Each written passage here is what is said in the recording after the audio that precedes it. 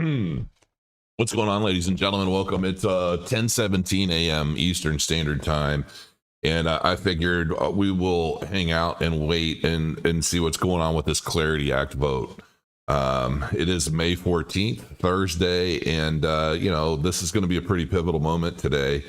Place your bets on what you think is going to come down the pipe here, because obviously Senator Warren and her cohorts have tried to torpedo this thing in so many different ways, and last minute submitting like 40 amendments, and there's like a total of 100 amendments that they tried to toss into this. Will we move forward with Clarity Act? We're going to find out, I guess, here in roughly 15 minutes. That should hopefully they're going to start this live stream, and I figure we'll cover it right here and see what happens. And until then, we'll just kind of hang out and see what's going on. I'm in a short, and I'm down about $147. This is going to be very interesting to see what happens.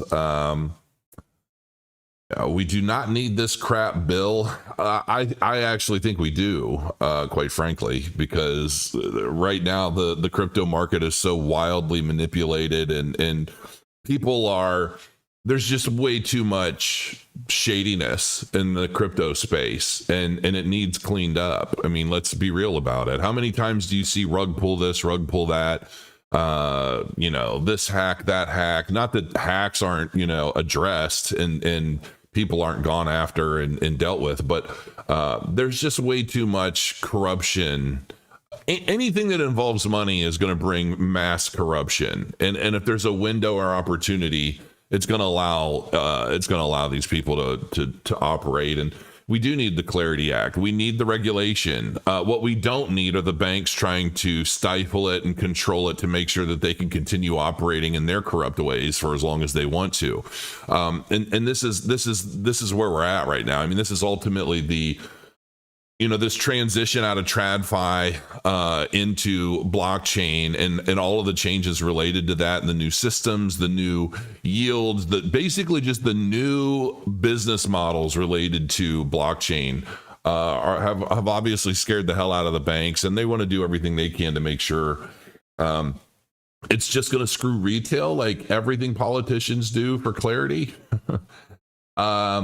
I don't know that I agree with that. It will be interesting to see what happens. We're going to find out. So yeah, let's we'll see what gets voted on, what the vote results look like.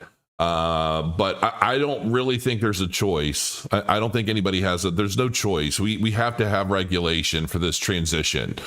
I think a lot of the stuff going on, like personally, I think it's all kind of a big show. I think a lot of it is posturing by politicians on the left, trying to show their donors, their supporters, I've got your back, but there's only so much I can do, right? Like, I'm hoping that's the case, but we're going to find out. But I think ultimately the Clarity Act does pass, because without it,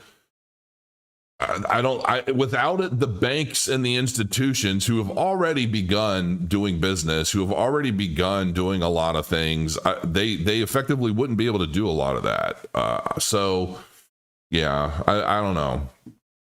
I understand the zero trust. Believe me, I completely understand the zero trust, 100%. This is my weeks. Got a little bit going on weeks. I'm actually building something pretty cool on weeks, so I'll be sharing that here soon. I just want to kind of keep refreshing just to make sure I don't miss anything when it comes up. Oh, you know what else I'm going to have to do? I'm going to have to change my audio setting real quick to make sure you guys hear it. There we go. Now you guys will hear audio. I don't know why that said. Oh, I see. Okay. So yeah, what do you guys think? There's about 255 of you in chat already. Looks like you guys are hungry for some Clarity Act. I will also tell you, I'm working on something I'm hoping I can get it done. You know what? I'm not gonna say anything yet. I'm not gonna say anything yet because I don't want to jinx it. But I think you guys will be really, really excited if I can get it done.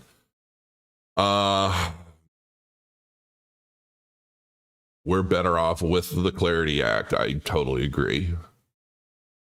If Warren gets her way, no. Well, I think Warren ultimately is just like, she's the one posturing. She's posturing the most, right? I'm sure she's got a lot of pressure from her banking friends who are saying, listen, if you don't get something done to help us, you can kiss your, multi-million dollar donations goodbye, or, you know what I mean? That's how politics work.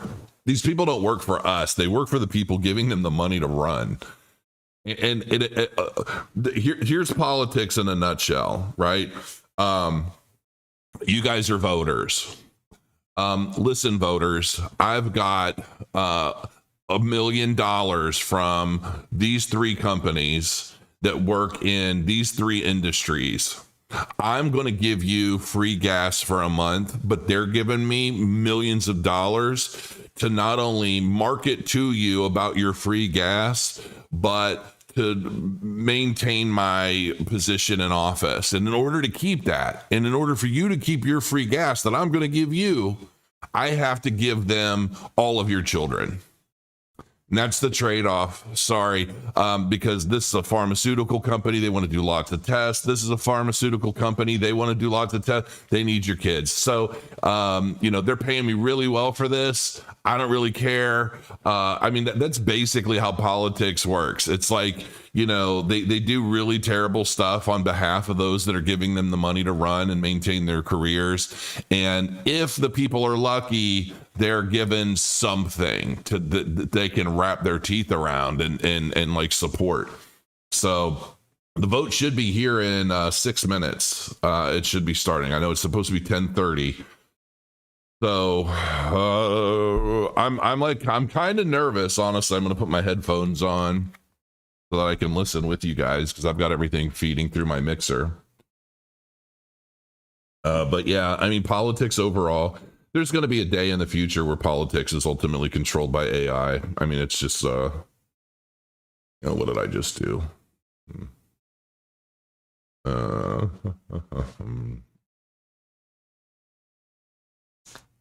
Heading. Okay, so he's heading there now. This is 16 seconds. Our goal, today's market structure markup, is really about you. Our goal is to make it easier for you to keep more of your money in your pocket by setting rules of the road for the next iteration in all of our economy, digital assets becoming more popularized. How do we do that? Make sure that consumer protection is first and that innovation follows it. We want the best entrepreneurs in the world coming to America. They need to understand the rules. We're going to set the rules for the entire world. Can you guys hear that audio okay? Digital assets. Today, we take one step closer to being the crypto capital of the world. Stay tuned. I just want to make sure the audio is good on that so that when this does start kicking off live, you guys can hear it very well. Hey, by the way, Crow, respect you, big man. Well, thank you. I appreciate that. Sung Dog? Audio's fine. Good. All right. Then we're good. Oh, I'm seeing something live. All right. We shall see. Buzzwords is all I hear. I'm going to move me over here. How's that? And then, what happens if I, whoa.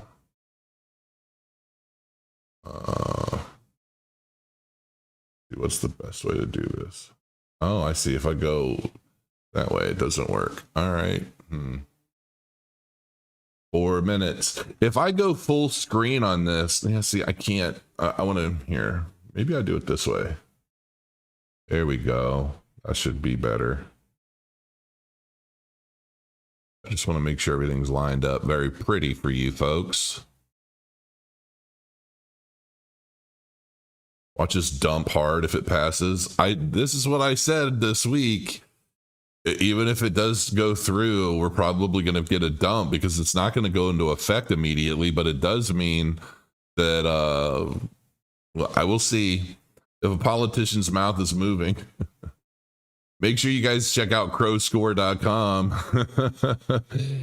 if you guys are looking for deep dive research on your favorite crypto assets. This is something that took me years to build.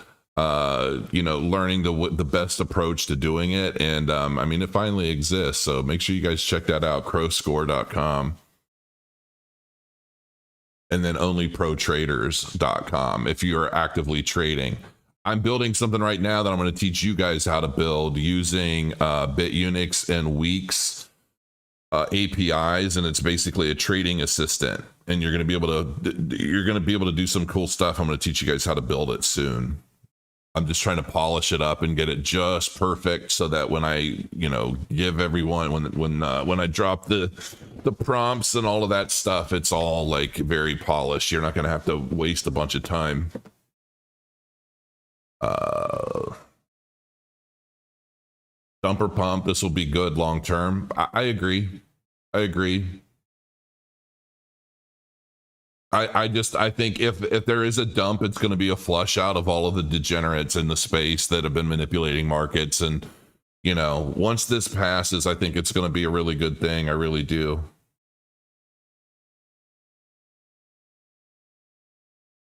Crow, what do you think of Bermuda moving their financial economy onto the Stellar blockchain?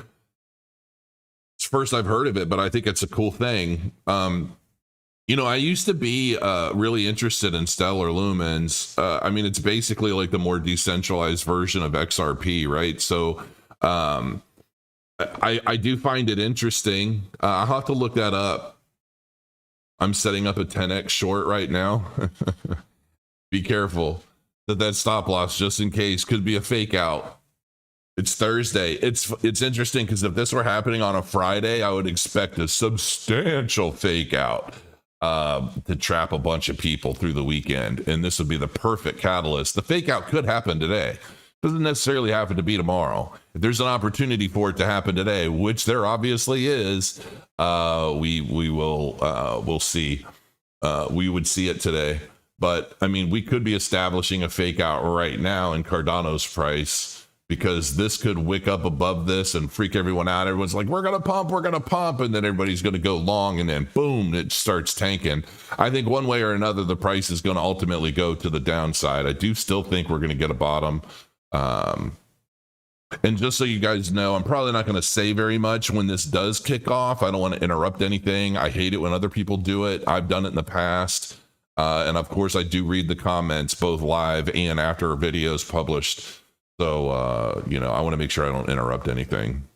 And then once this is done, I got to go to the gym and get my old man body in check. Bitcoin long. We'll see. Either way, I work out.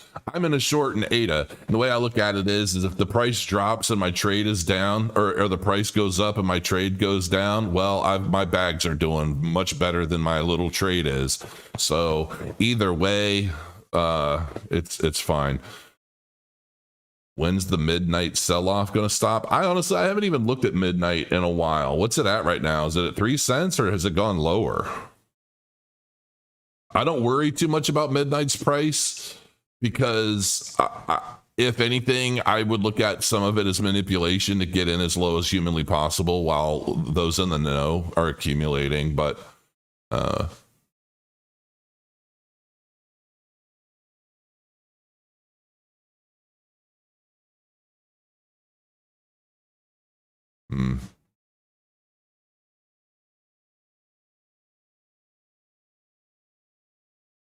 Interesting. I mean, there's some decent volume in the pump too on Cardano, so I don't know. I mean, it's starting to peter out though, so this will be interesting. And when this kicks off at 10:30, we'll hear it. Even if I'm on a different window, we'll hear it. I do think it's going. I do think it's going to pass. I could be wrong, but I do think it's going to pass. I think it's a necessity for the institutions, for everybody. And even though these banks are trying to fight stablecoin yield, they really don't have a choice, because without this act, they can't really be involved the way they want to be. And if blockchain tech has to take off without them, then it's just going to replace them. There's nothing they're going to be able to really do. Good morning. Don't you need to press the play button? No, because it's live already. Oh, I guess I did need to press the play button. Hold on. Oh, shit. What's happening? Hold on a minute. Oh, shit. Oh, shit. They face confusion and enforcement actions when instead the government should have been crafting clear rules of the road. Those hurdles drove innovation overseas, left Americans exposed, and made it harder for law enforcement to do their job. Today, we change that. The bill we are marking up achieves 3 simple goals. Number 1, protecting consumers, keeping innovation here at home, and safeguarding U.S. national security. Those are not partisan goals. They are American priorities. Protecting consumers means making sure everyday people come first. It means clear disclosures, safeguards against fraud, and rules that keep markets open, fair, and efficient. It means that if someone in South Carolina invests in digital assets, they are protected by a framework with real, enforceable legal standards. This bill gives Americans confidence that the system works for them, not against them. Keeping innovation here at home means giving American builders, entrepreneurs, and businesses the clarity and certainty to do what they do best. Until today, outdated rules, unpredictable enforcement, and outright hostility forced far too many American companies overseas. That cost us jobs, investment, and leadership. This bill says that the future of finance should be built in America, under American laws, and with American values. Safeguarding our national security means closing the doors that criminals, terrorists, and hostile regimes have tried to exploit. This bill strengthens anti-money laundering and sanctions rules and gives law enforcement better tools to go after bad actors. These tools make it harder to hide and easier to enforce the law. None of this happened overnight. It happened because members on both sides of the aisle chose to sit down, listen, and work. We've had months of good faith negotiations. Republicans did not get everything we wanted, but we made real progress with our Democrat colleagues. And this bill, and ultimately, and more importantly, the American people will be better off because of it.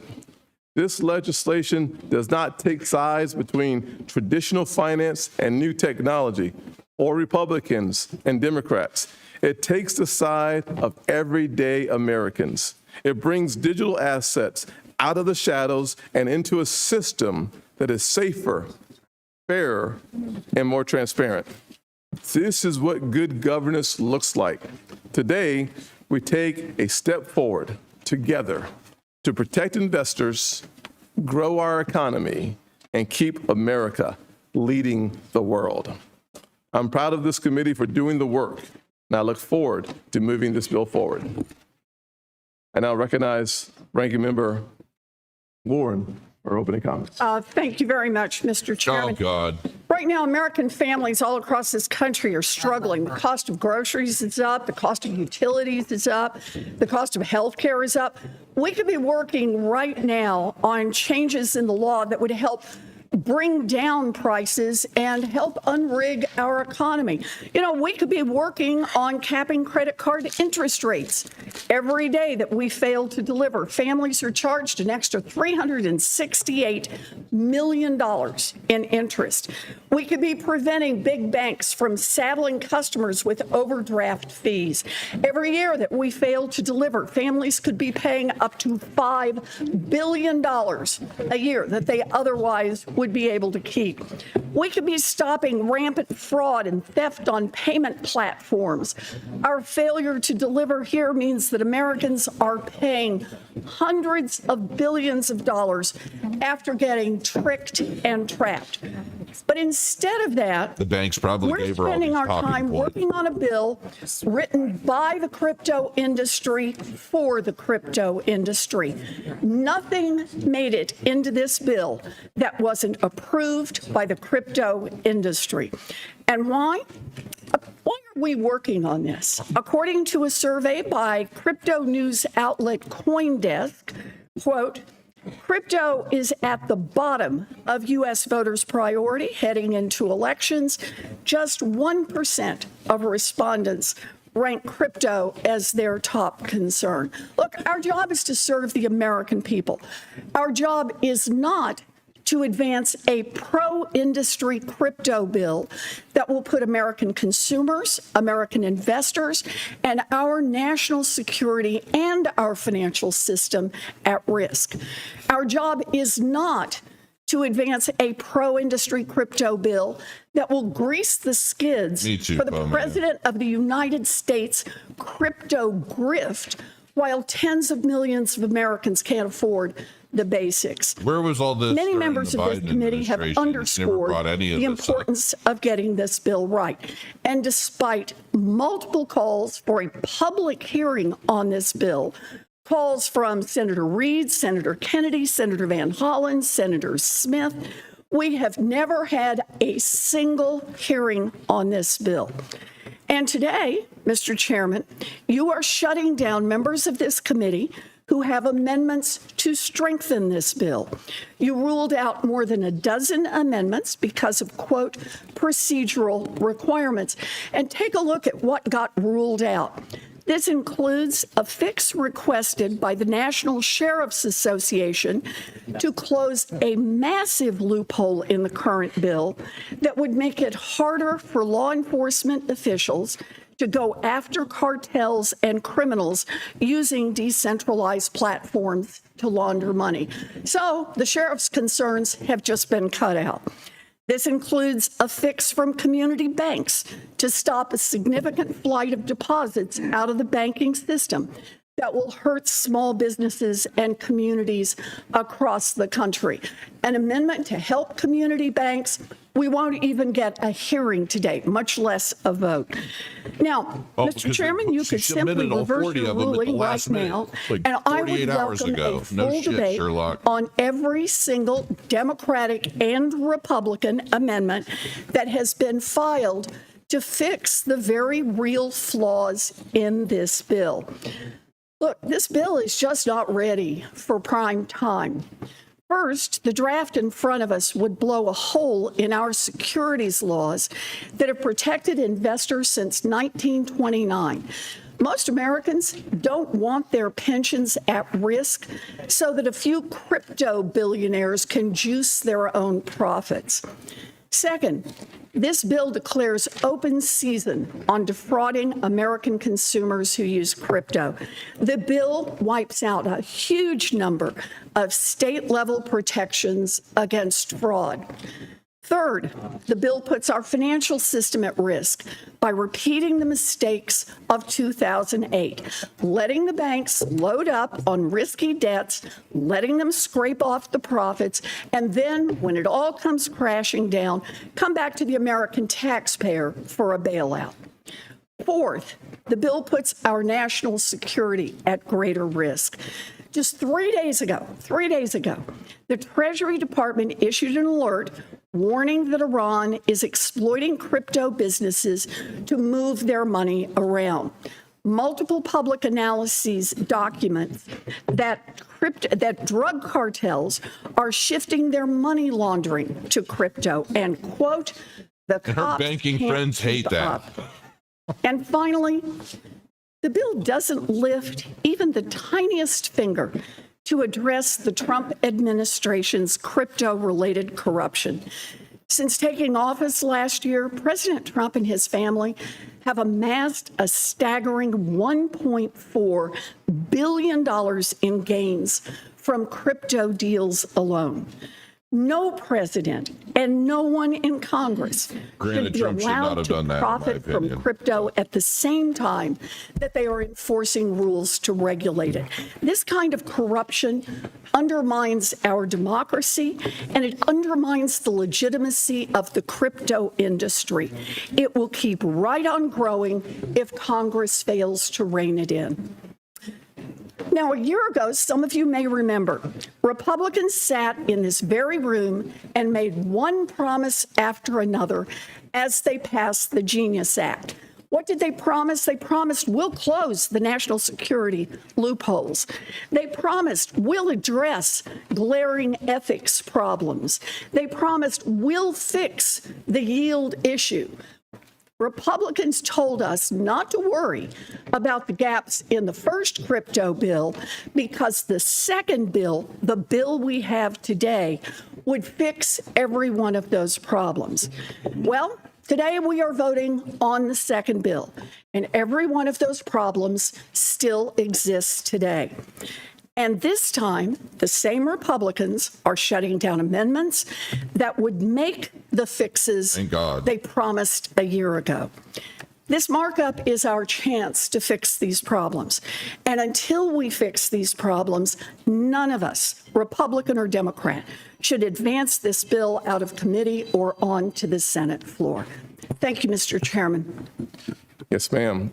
I do want to make a couple of comments about the process that we've undertaken over the last several months. Yeah, break it And out. particularly as it relates to some of the amendments that were taken out because they were not in order. After the amendment process had a walkthrough, Ranking Member Warren's staff objected to a Republican amendment on a technical drafting issue, arguing it should be thrown out because it referenced the wrong substitute amendment number.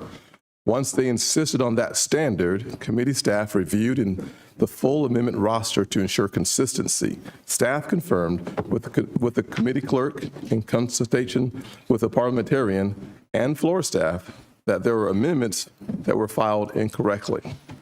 What I decided to do was to, as opposed to throwing all those amendments out, throw out only the ones that were the most egregious. So the process that we've actually gone through was to make sure that both sides had an opportunity. But this whole discrepancy started when staffers decided to target a Republican amendment. And frankly, as my colleagues on my right recognize, I threw out amendments on our side as well and had to talk to our folks about that.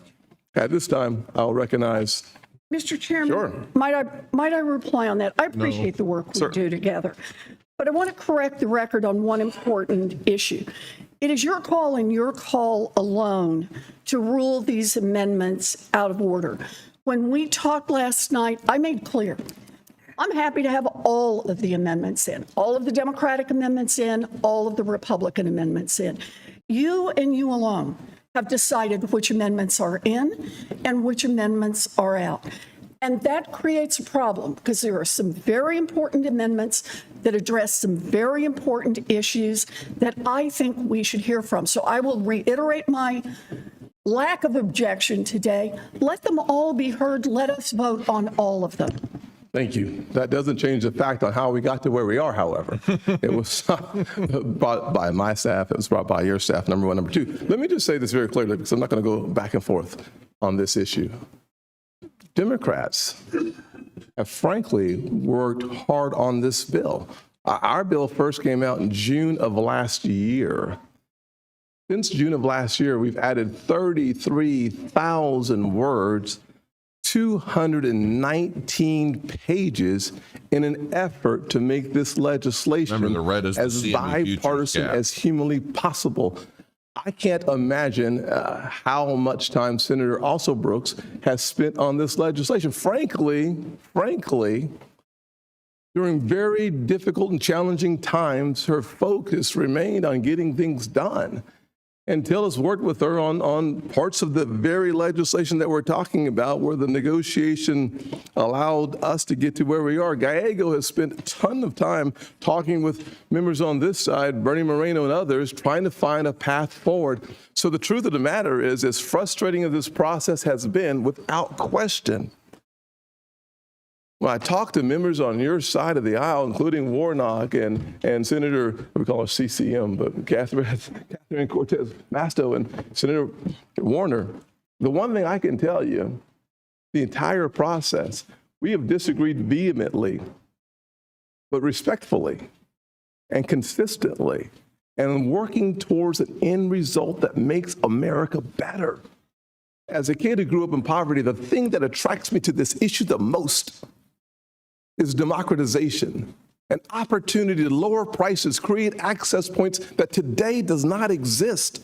This ought not be about Republicans and Democrats. It ought not be about who's on which side of the aisle or whether you agree with what we've done. This should be about the American people and nothing else. I want single mothers like the one that raised me to have more opportunities, more access at a lower price.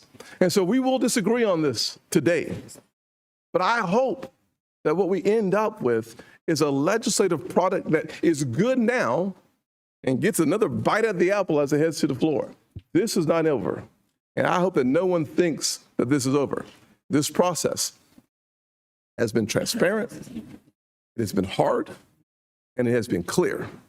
And that's good news for the American people who are watching this process. I tried my very best to take the expertise of an AG who understands issues better than others. I worked really hard with folks who was a county supervisor, as I was, to understand the local impact in community banks. We've done a very good job of putting it together. Now, I'm a little long-winded because I wanted to be a preacher like Warnock. But it didn't work out for me. God didn't call me to that. He didn't call me to that. Mr. Chair, stay in your lane. Yeah. Someone should say amen before he takes up an offering. But I'm just, here's the point. Here's the point. This is a real opportunity to move the ball forward. For a lot of people, a lot of places, it's losing confidence in American institutions. Let's not demonize because it's easy. Let's work together because it's hard and important. Senator Lummis. Mr. Chairman, I have a point of order. Certainly. Thank you. And I agree with you. I think we need to continue to move forward. And so in that vein, my question is, so we don't run afoul of this in the future, is the amendment, Cortez Masto 16 was ruled out of order. Yes. And can you explain why it was out of order? That would help me in the future. Certainly. We asked all amendments to be written to the ANS, and the amendments were written to the Friday Clarity Act. Friday when we released the legislation, we asked the amendments to be written to the substitute language. Right. And it was? It was not. How was it not? That would be helpful, just so I know. It was written to the HR, and it is a strike and replace of text in the HR that was not in there because it's in the ANS. We talked to the floor, and they said if they had received an amendment like this, that is a strike and replace, that it's written as a put in the appropriate place, it would not have been accepted on the floor. So just so we have a clarification for the future for all of us, so we don't get caught in Yes. this or that, these aren't ours. I asked the parliamentarian if this was out of order, and she said no. And so I do think it will be helpful in the future so that we don't get caught up in this craziness and we still can move forward as a body that works together on amendments, has conversation, discussion, that we have an understanding of these amendments. So I just appreciate you taking my point of order. Absolutely. And for the record, I will submit the parliamentarian's response to the question that I had about my amendment number 16. Without objection, Thank you. we will submit our conversation with the parliamentarian as well. Senator Lummis, the floor is yours. Thank you, Mr. Chairman. I want to start by a casual conversation among friends that are around this dais. Mr. Warner, thank you so much for working so hard on this bill over the last 9 months. Senator Cortez Masto, Elizabeth thank you. You Warren. brought a level of expertise on illicit finance that none of the rest of us had, and I want to thank you so much for that. Your thoughts, Mr. Warnock, throughout the last 9 months have been additive to what I think is a very good bill. Mr. Gallego has worked tirelessly behind the scenes on multiple issues that are involved in this legislation. And I want to single out Senator Also Brooks for her tremendous time commitment and work with Mr. Tillis on the language that has helped bring this bill to the floor today on the concerns that the banking industry had about the Genius Act. This has been a bipartisan dialogue that has gone on for 9 months. It has been almost tireless.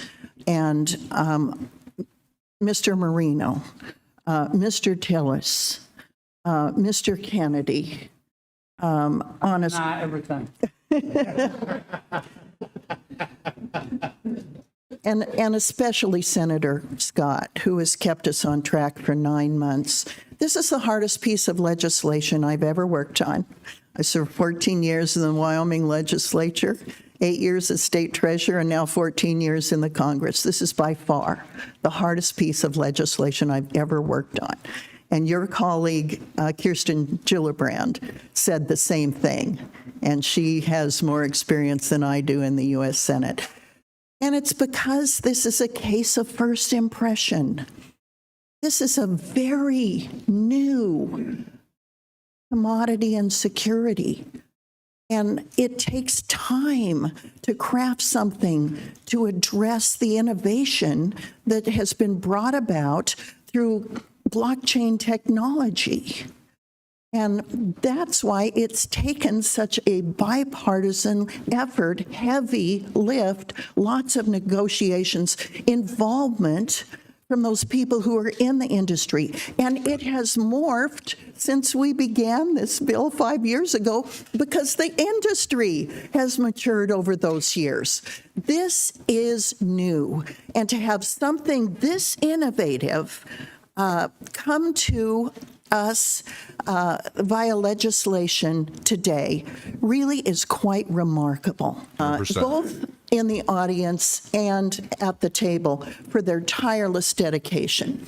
Treasury, the White House, the industry, we have all worked hard together, and I pledge to you, we will continue to work hard together after today and before this bill hits the floor to address that maybe 1% of the remaining issues that didn't come to fruition before today, in spite of our round-the-clock Cynthia Loomis, negotiations. first U.S. president. This is America's innovation of the 250th anniversary of our Constitution. There's been nothing like it in our history.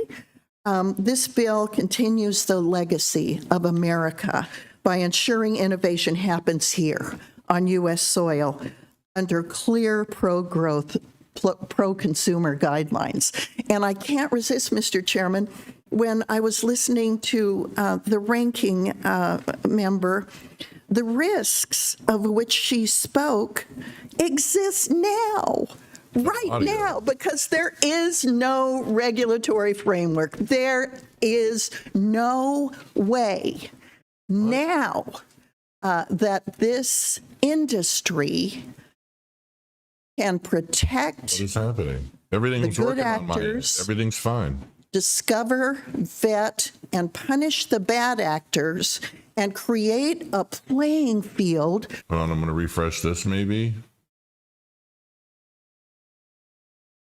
Can play under and continue to innovate. We can return this industry to the United States because the majority of it has already left for overseas because this legislation wasn't ready until today. Let me go through a couple of the things that we have done to strengthen and address some of the issues that have been raised.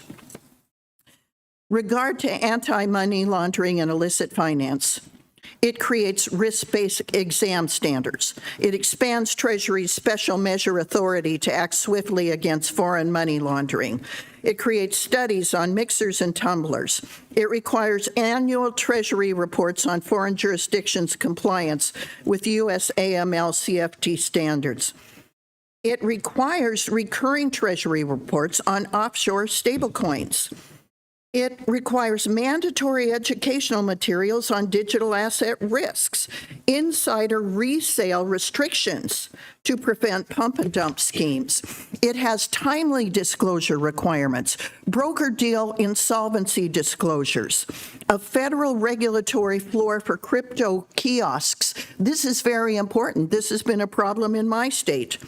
Tokenized securities remain securities under SEC jurisdiction. FTC authority over unfair or deceptive practices. $30 million per year through 2031 for FinCEN.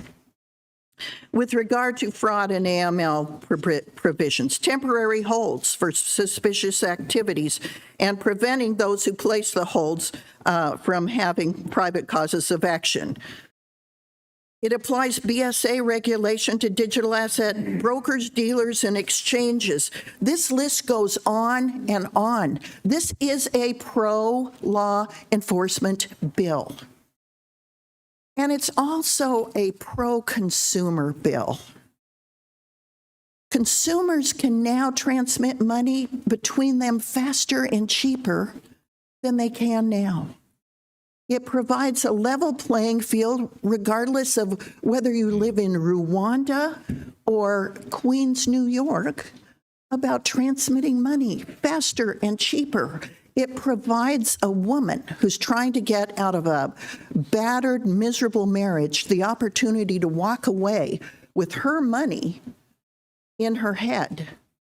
It provides people who are being tortured in foreign countries the opportunity to walk away from that country with their money in their head because Bitcoin can be memorized.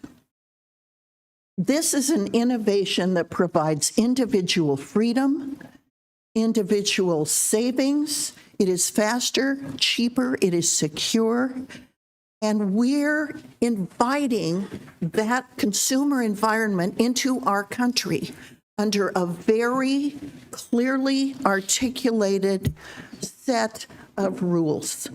And it's because of all the work that has gone into this by the people in this room. I absolutely pledge that I will work with you before this bill gets to the floor. They're not just lecturing for We the sake know of it. They're those trying to few make sure they remaining little finalize items everybody's that we contention have for to their work on vote. together. I trust you, and I want you to trust me to see this process through, because we know when we work together that we can create a product that we can be proud of and the American people can be proud of. Thank you, Mr. Chairman. I love Loomis. Mr. Tillis. Very quick, Mr. Chairman. Senator Lummis did a wonderful job. I just want to reinforce a couple of things. You know, quite honestly, when I heard the ranking member talk, I thought I'd teleported into a parallel universe where we were talking about a different bill that was being negotiated. This bill has all of the attributes that Senator Lummis discussed. That's why AARP has endorsed it. That's why law enforcement supports it, because the status quo, quite honestly, is unacceptable. Not to mention the competitive threat that we have for foreign jurisdictions just to take the money elsewhere, and then we're aiding and abetting and expanding the use of illicit finance through this tool.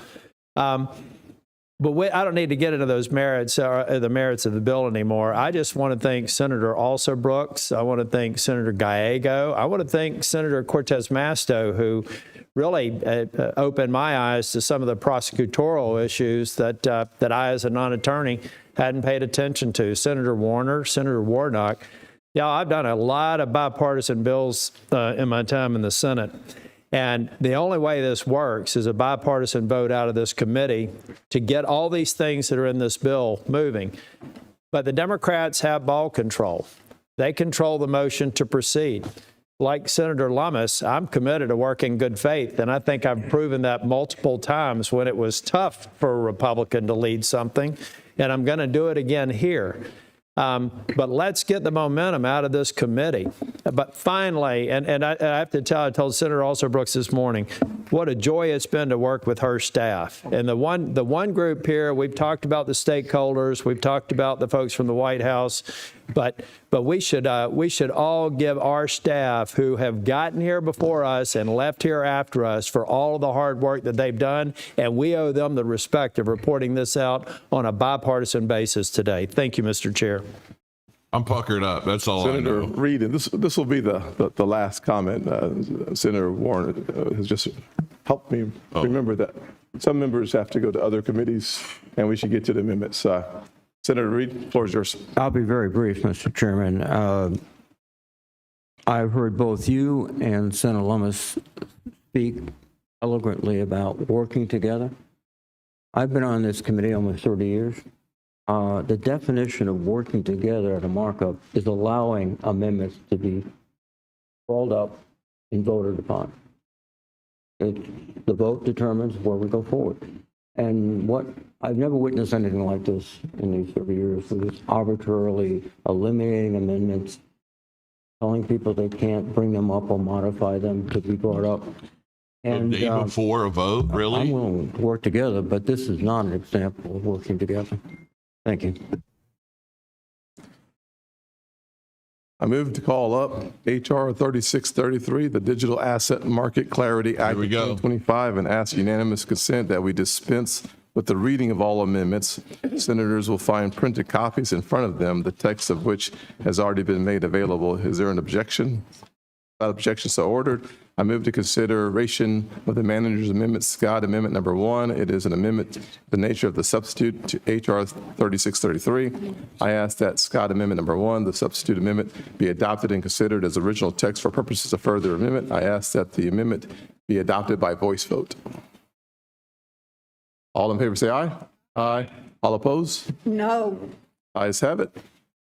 The ayes have it, and the amendment is agreed to. I now call up Rounds 133. Senator Rounds, you're recognized. Thank you, Mr. Chairman. My amendment, number 133, I have with co-sponsor Senators Kim and Warner, and I would thank them for their participation in this. This amendment would require financial regulatory agencies to establish AI innovation labs or sandboxes. These will enable regulated financial institutions to experiment with AI test projects without expectation of enforcement action, taking a balanced approach that encourages both innovation and responsible adoption of AI. This amendment would create a venue, a sandbox for institutions to safety test and experiment with cutting-edge technologies while allowing regulators to learn about the tools that will transform financial services. It closely aligns with the purpose of the bill we are considering today, which is why I urge my colleagues to support this amendment. And I thank you, Mr. Chairman, and I would ask for a vote. Right. Mr. Chairman, Yes, ma'am. I'd like to be recognized on this amendment. Okay. Is that all right? Yes, 60 seconds. Yes, ma'am. Okay, so this amendment would establish a sandbox, as Senator Rounds says, for artificial intelligence products and services in the financial sector. Look, I appreciate my colleagues' interest in this issue, but boy, I am not ready to support this proposal. This is not the place to make decisions about AI regulation. The committee should hold hearings on the implications of AI. We should have a debate about the policy options. I am happy to work with my colleagues to see if there's a version of this amendment that we can support. We should But do something this like this provision for is not there Cardano yet, governance. and I don't think a where track all of us record D-reps of these just debate. sandboxes over I the think that would past be great. decade in financial technology or fintech context should give us much confidence that that actually turns out to have good results for the American people and that it ensures safe innovation for AI.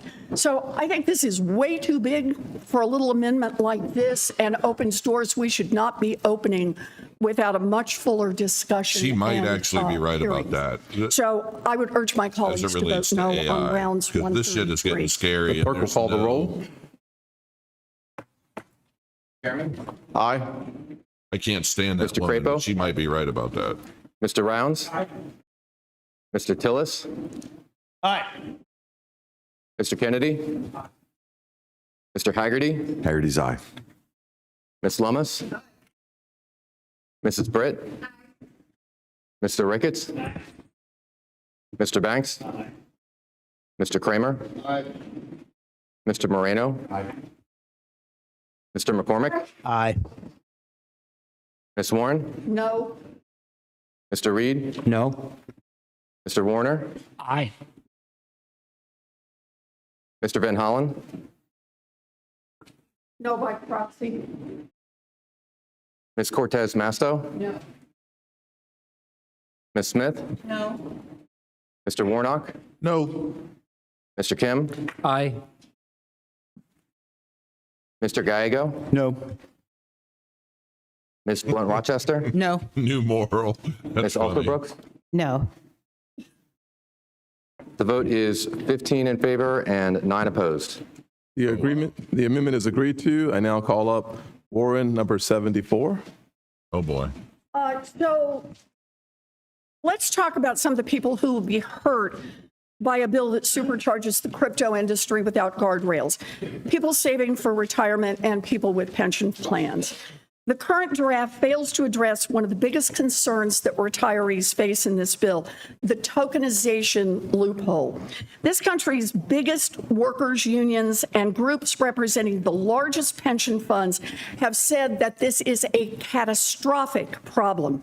Under this bill, companies could escape basic securities laws by raising money through tokens rather than traditional securities like stock, exposing Americans to a host of risks by removing necessary investor protections. The bill also kneecaps federal and state law enforcement authorities' ability to crack down on crypto fraud and scams. In other words, She's saying. this bill sets up investors to be defrauded with no recourse. My amendment would require investment advisors and other entities in the financial system to develop and implement processes to protect investors from the heightened risk posed by crypto before recommending it to Americans looking to invest their hard-earned money. Every member of this committee should agree with this simple fix to protect our investors, and I urge my colleagues to support Warren Amendment 74. Someone who wants to be recognized for rebuttal. Rebuttals are only 60 seconds. Thank you, Mr. Chairman. This amendment would single out digital assets for a special presumption of noncompliance and create unnecessary litigation risk. This amendment should not Which be would be in adopted. the It institution's requires control, fiduciaries 'cause they to can implement afford that. special processes to protect clients from digital asset risks or be presumed to have violated their fiduciary duty. Current fiduciary standards already require intermediaries to act in their clients' best interests, making this amendment unnecessary. Yeah, they would institute lawfare Clerk will call the roll. and enable them to overpower people with less capital to fight No. legal battles for financial means. Mr. Crapo? That's what my take Mr. on it. Rounds? No. Mr. Tillis? No. Mr. Kennedy? No. Mr. Haggerty? Haggerty's no. Ms. Lummis? That's a pro-banking Mrs. Britt? institution amendment. Mr. Ricketts? No. Mr. Banks? Mr. Kramer? No. Mr. Moreno? Mr. McCormick? Ms. Warren? Yes. Wow. Mr. Reed? Mr. Warner?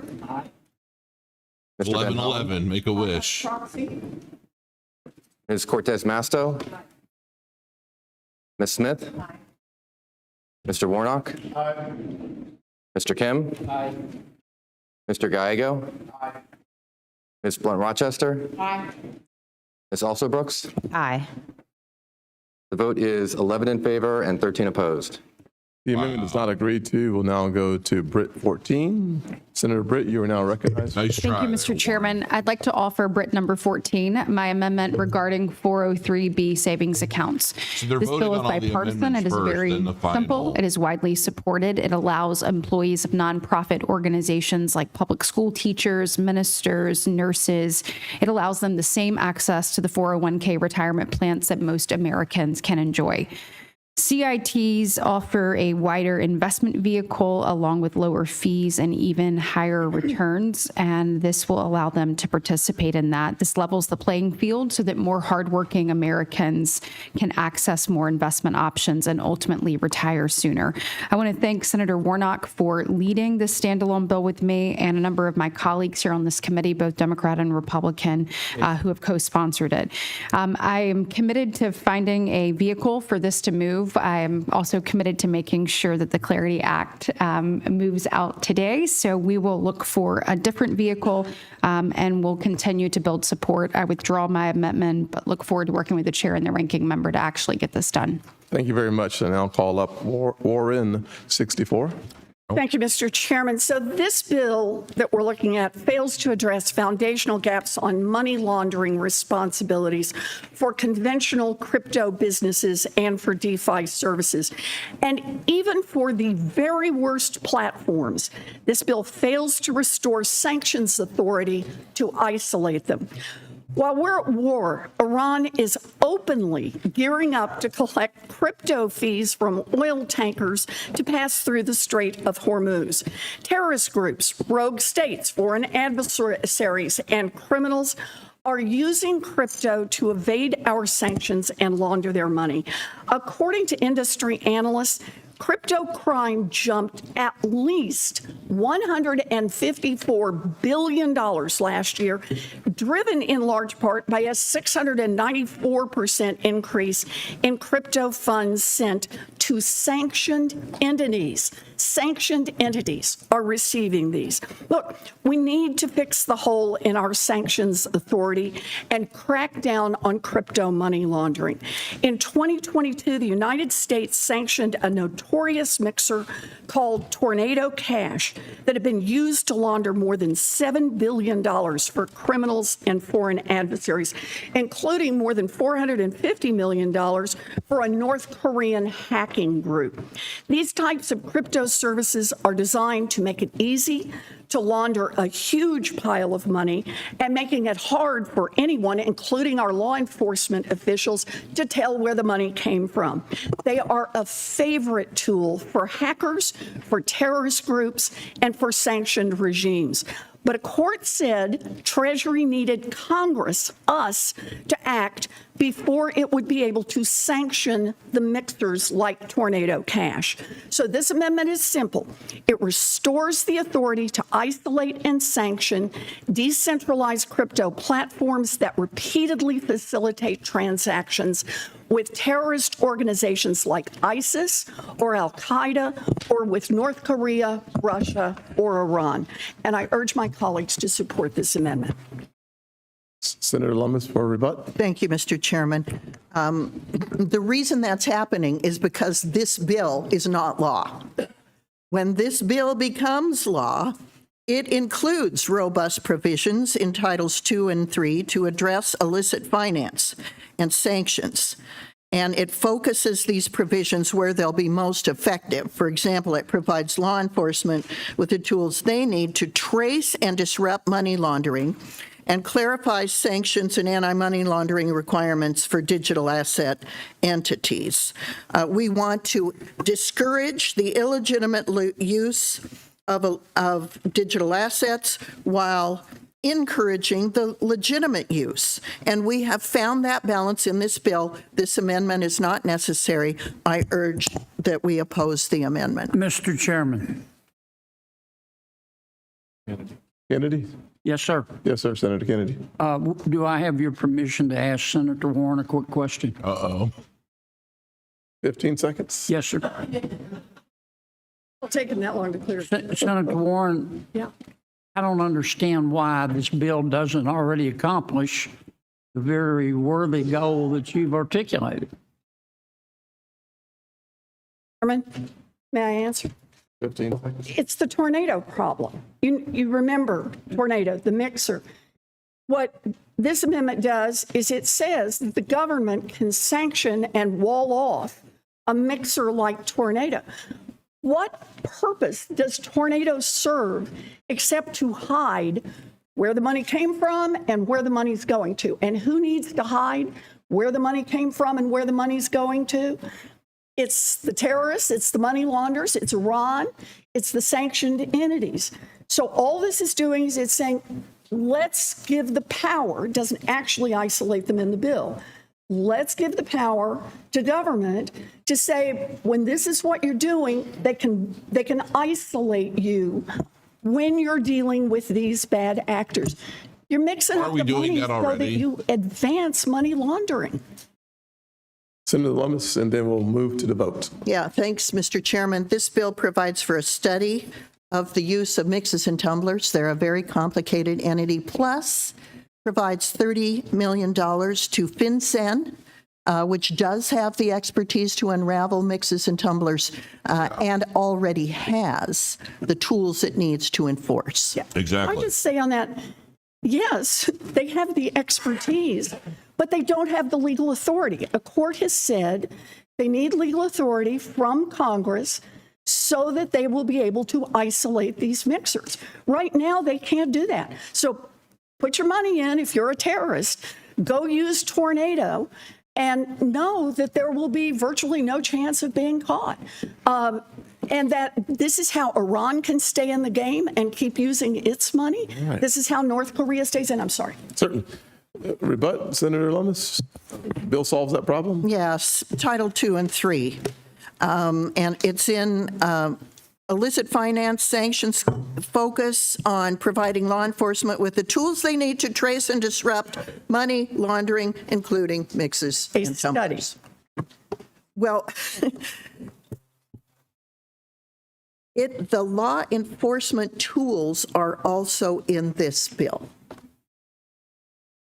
Clerk, call the roll.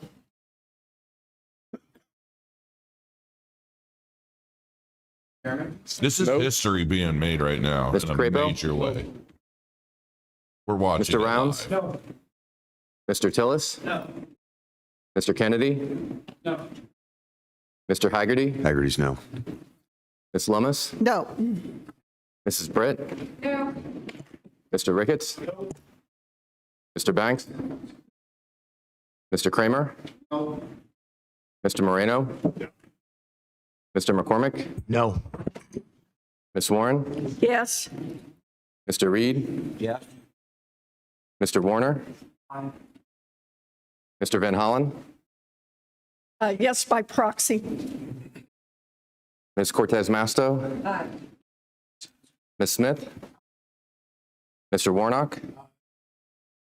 Mr. Kim? Mr. Gallego? Ms. Blunt Rochester?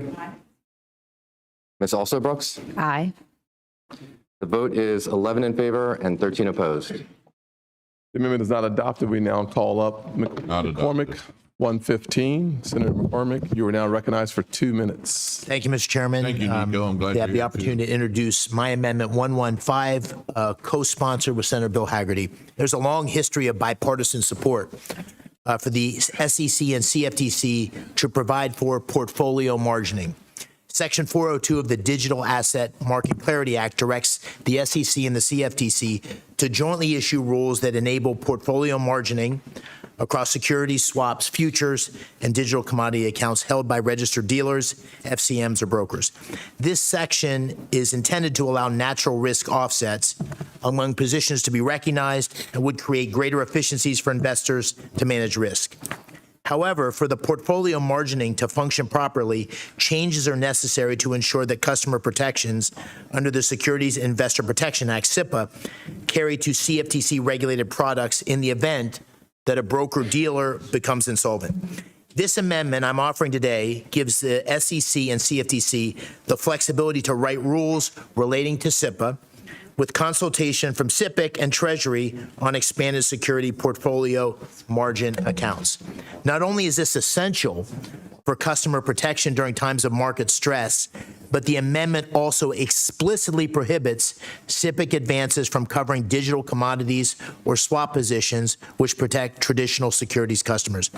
Digital assets are being folded into the fabric of the financial system. This amendment recognizes that reality, and its passage is important to every single market participant, the banks, crypto, and customers. This amendment is the result of working closely with both Treasury and SIPC and represents a bipartisan agreement with my Democratic colleagues. I would ask to be adopted by voice, but I'm open to a roll call vote, Mr. Chairman. Thank you. Mr. Chairman. Voice, if everybody. I'd like to respond, Certainly. if I could. Thank you. Section 402 of this bill directs the CFTC and SEC to issue a joint rulemaking that will facilitate portfolio margining across a wide variety of categories of a lot of diverse instruments, including crypto. Now, as everyone here knows, portfolio margining allows calculation of margin requirements based on the overall portfolio rather than by individual position, and it has the effect of lowering margin requirements for Hitting trading. the subscribe button Lower right margin now requirements should increase trigger an leverage alert that and will therefore cover her increase face. risk in the system. If there's enough of Excessive you. leverage in our financial system has, time and time again, been a culprit in crashes that harm not just our financial markets, but spread to the real economy. The bill is set to unleash unregulated crypto upon our economy. It would also increase leverage across a range of different asset classes and regulatory regimes. I appreciate that Amendment 115 takes some steps toward protecting consumers from the havoc of this new regime, but it is not enough. The amendment further seems to remove SIPC protections from accounts with crypto, which highlights one of the real paradoxes in this bill. It pushes more of the market into crypto and removes protections for investors and removes recourse for victims. That is the wrong direction to go in. All righty. When this blows up at the economy, I hope everybody remembers their. Mr. Chairman. Actually, we're out of time, actually. Here. I'm going to stick with our 2 minutes, 1 minute as much as possible. Voice vote? All in favor, say aye. Aye. Actually, I'd like to have a recorded vote on this. I think this one's going to matter in history. Clerk will call the roll. Chairman? Aye. Mr. Crapo? Aye. Mr. Rounds? Aye. Mr. Tillis? Mr. Kennedy? Welcome. Mr. Haggerty? Haggerty's aye. Ms. Lummis? Mrs. Britt? Mr. Ricketts? Warren is earning her kickback. Mr. Banks? Aye by proxy. Any comment? Mr. Kramer? Mr. Moreno? This won't let me show my Mr. McCormick? X Aye. views at the same time. It only Warren? shows my YouTube. No. I'm showing almost 1,200 viewers. Mr. Reed? right now. Mr. Warner? Mr. Van Hollen? No. Ms. Cortez Masto? Ms. Smith? We haven't gotten to Mr. the main Warnock? Clarity Act yet. These are just amendments Mr. to be Kim? put in with the Clarity Act for the next Mr. Gallego? leg. If the Clarity Act were to move forward, Ms. which I do believe Rochester? it will. Ms. Also Brooks? Aye. The vote is 18 in favor and 6 opposed. The amendment has been adopted. We now call up Warren 52. Thank you, Mr. Chairman. So when banks take excessive risks in pursuit of windfall Hit profits, that we know what subscribe button. happens next. The bets blow up, businesses on Main Street are shuttered, workers lose their jobs and retirement savings, families are thrown out of their homes, and the economy goes into recession. Oh, and then Wall Street comes to Congress and begs for bailouts and gets them. There you go. Perfect. That's why our laws are supposed to keep the banks safe and sound, in part by limiting the kinds of assets that banks can own and the activities they can conduct. There are plenty of traditional assets that banks are prohibited from owning and traditional activities that banks are prohibited from conducting. This bill would throw out these sensible restrictions on crypto assets. For example, the bill allows banks to transact in the wild west of decentralized finance, where a platform seems to face a run, get hacked, or otherwise implode pretty much every week. The bill also allows banks to Hold on, lend turn a second. against crypto as collateral, to own crypto directly, to trade crypto derivatives, and more. The bill also repeals a key pillar of the Dodd-Frank Act for digital assets, known as the Volcker Rule.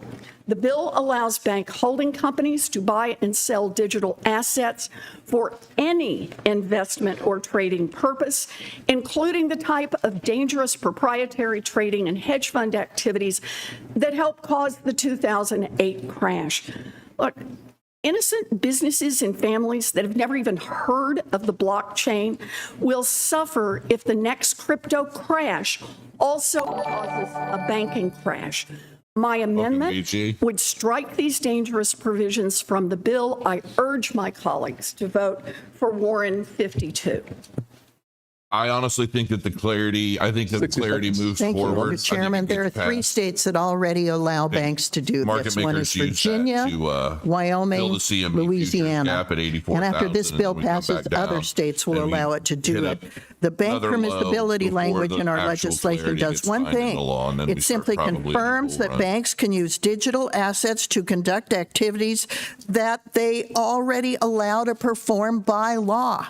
The U.S. dollar is going to be digitized. It is going to be a digital asset. And so we need to integrate all of these assets into the banks that are allowed to do them to continue to do them. There are no special carve-outs.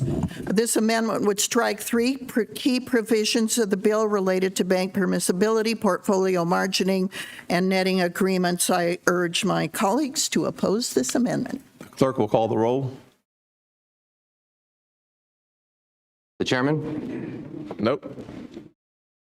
Mr. Crapo? Nope. Mr. Rounds? Nope.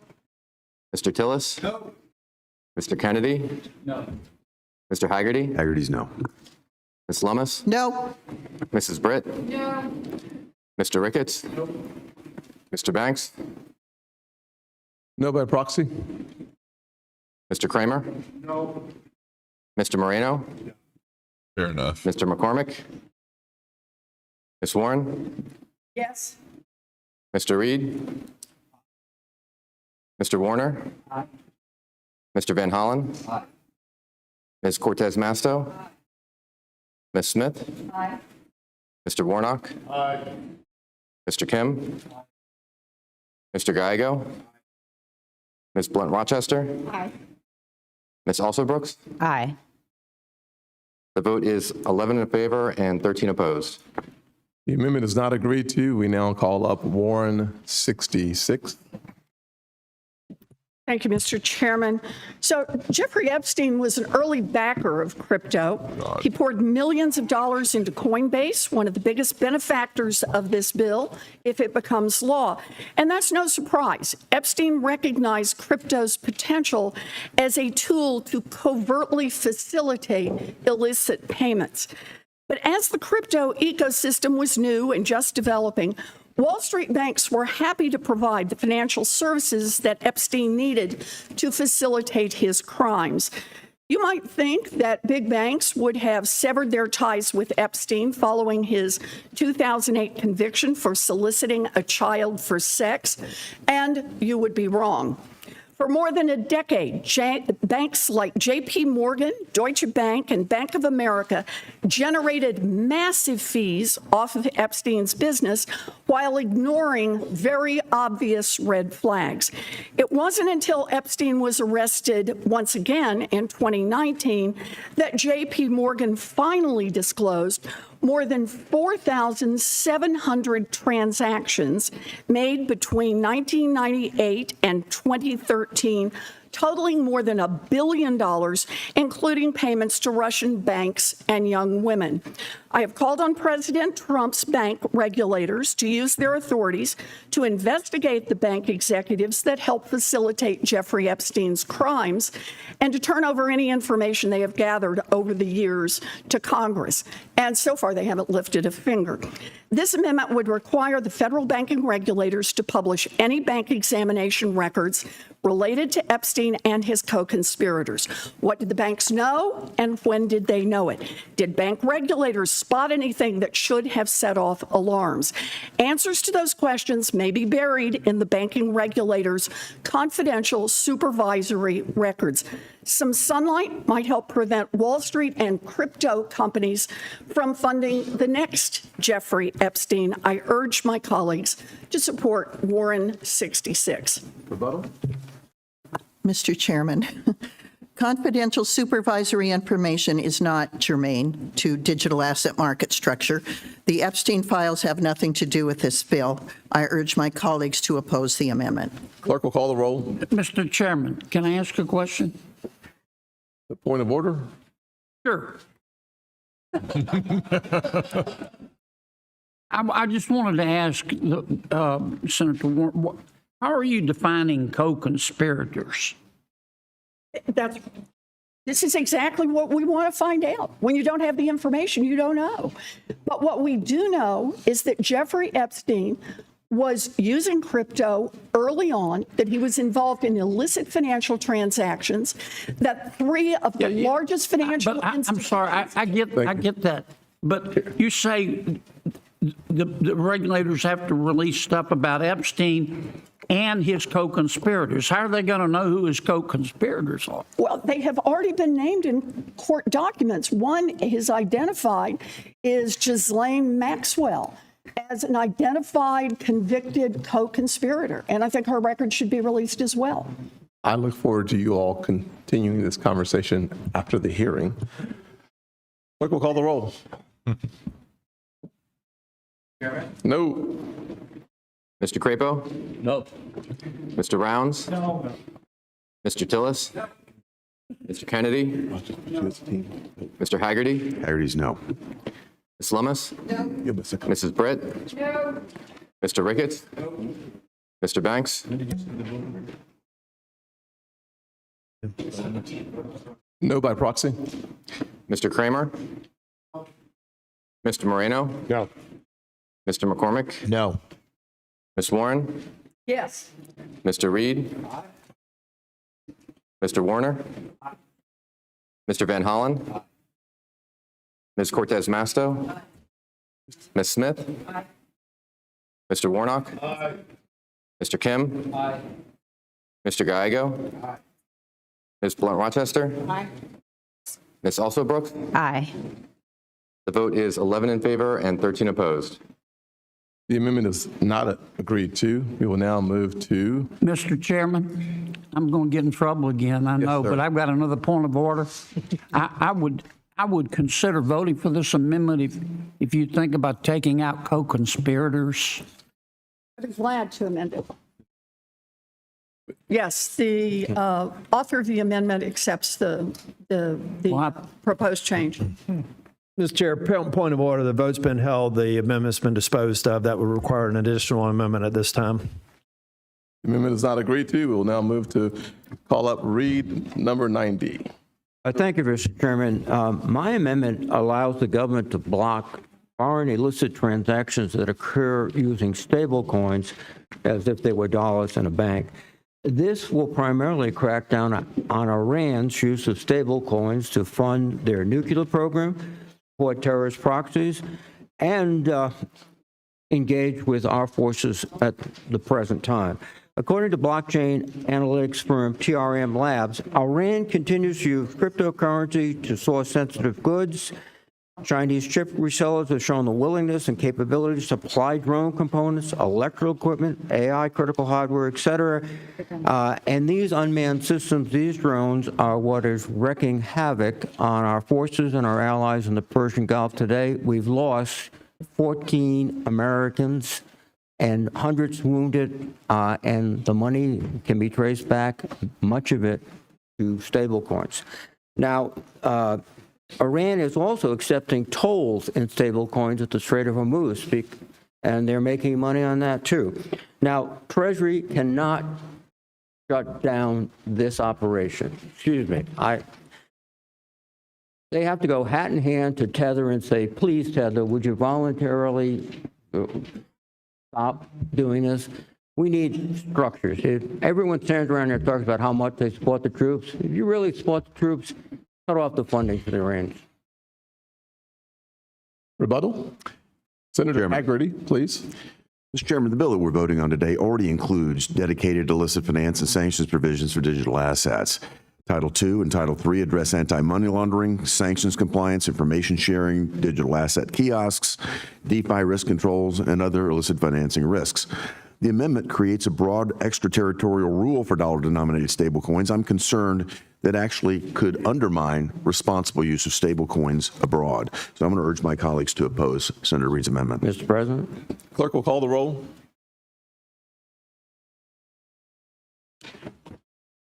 Chairman? No. Mr. Crapo? No by proxy? Mr. Rounds? No. Mr. Tillis? No. Mr. Kennedy? Mr. Haggerty? Haggerty's no. Ms. Lummis? No. Mrs. Britt? Mr. Ricketts? No. Mr. Banks? Mr. Kramer? No. Mr. Moreno? Mr. McCormick? No. Ms. Warren? Yes. Mr. Reed? Aye. Mr. Warner? Aye. Mr. Van Hollen? Aye. Ms. Cortez Masto? Ms. Smith? Aye. Mr. Warnock? Aye. Mr. Kim? Mr. Gallego? Aye. Ms. Blunt Rochester? Aye. Ms. Also Brooks? Aye. The vote is 11 in favor and 13 opposed. The amendment is not agreed to. We will now move to Reid, number 100. Senator? Thank you very much, Mr. Chairman. My amendment number 100 attempts to do what I tried to do in the Genius Act, which was to make the U.S. dollar the official currency of the United States of America, and it cannot be replaced by alternatives as legal tender. I was struck when Senator Loomis said that the dollar will be digitized. I think that's the plan of many people. And if it is digitized, the dollar will no longer be controlled by the Federal Reserve. It will be controlled by companies like World Financial. And that I don't think is a good development for the United States, our economy, or the world. And my amendment would also ensure that the dollar cannot be supplanted by currencies like the Chinese yuan and others. So I think we've got to move and make this very clear. Everyone will nod and say, of course, the dollar is always going to be the currency of the United States. As I said, as I've heard today, the dollar will be digitized. And if we don't recognize that, prepare for it, shame on us. Thank you. Yes, sir. Rebuttal? Mr. Chairman? Senator Moreno? This amendment's outside the scope of the bill before us. The Clarity Act is a market structure bill. It does not make crypto legal tender. It does not require any state to accept crypto for taxes. It does not disturb the status of the United States dollar as legal tender. This amendment tries to resolve a broader issue that is not necessary to the framework we are considering today. We should keep the focus on building a workable regulatory structure for digital assets, not add unrelated legal tender language. And on a personal note, in 2016, I became the first person in the United States of America to pay my taxes with Bitcoin to show the capabilities of the technology. Had I met the senator from Rhode Island, I would not have done that, as I paid $3,000 in taxes with 2 Bitcoin. So I would absolutely be in a better spot had I not done that. So we should have met each other back then. Well, if I may, Mr. Chairman. You have about 9 seconds. 9 seconds. I just repeat again what Senator Loomis said. dollars will be digitized. If we don't make it clear that digital currencies will and may supplant the dollar, we'll be in very difficult economic positions. We will move on. I do want to make a note that the $3,000 that you used for the Bitcoin would today be worth how much? Too soon. Okay, thank you. Just wanted to make sure that point was clear. The clerk will call the roll. The chairman? Mr. Crapo? Mr. Rounds? No. Mr. Tillis? Mr. Kennedy?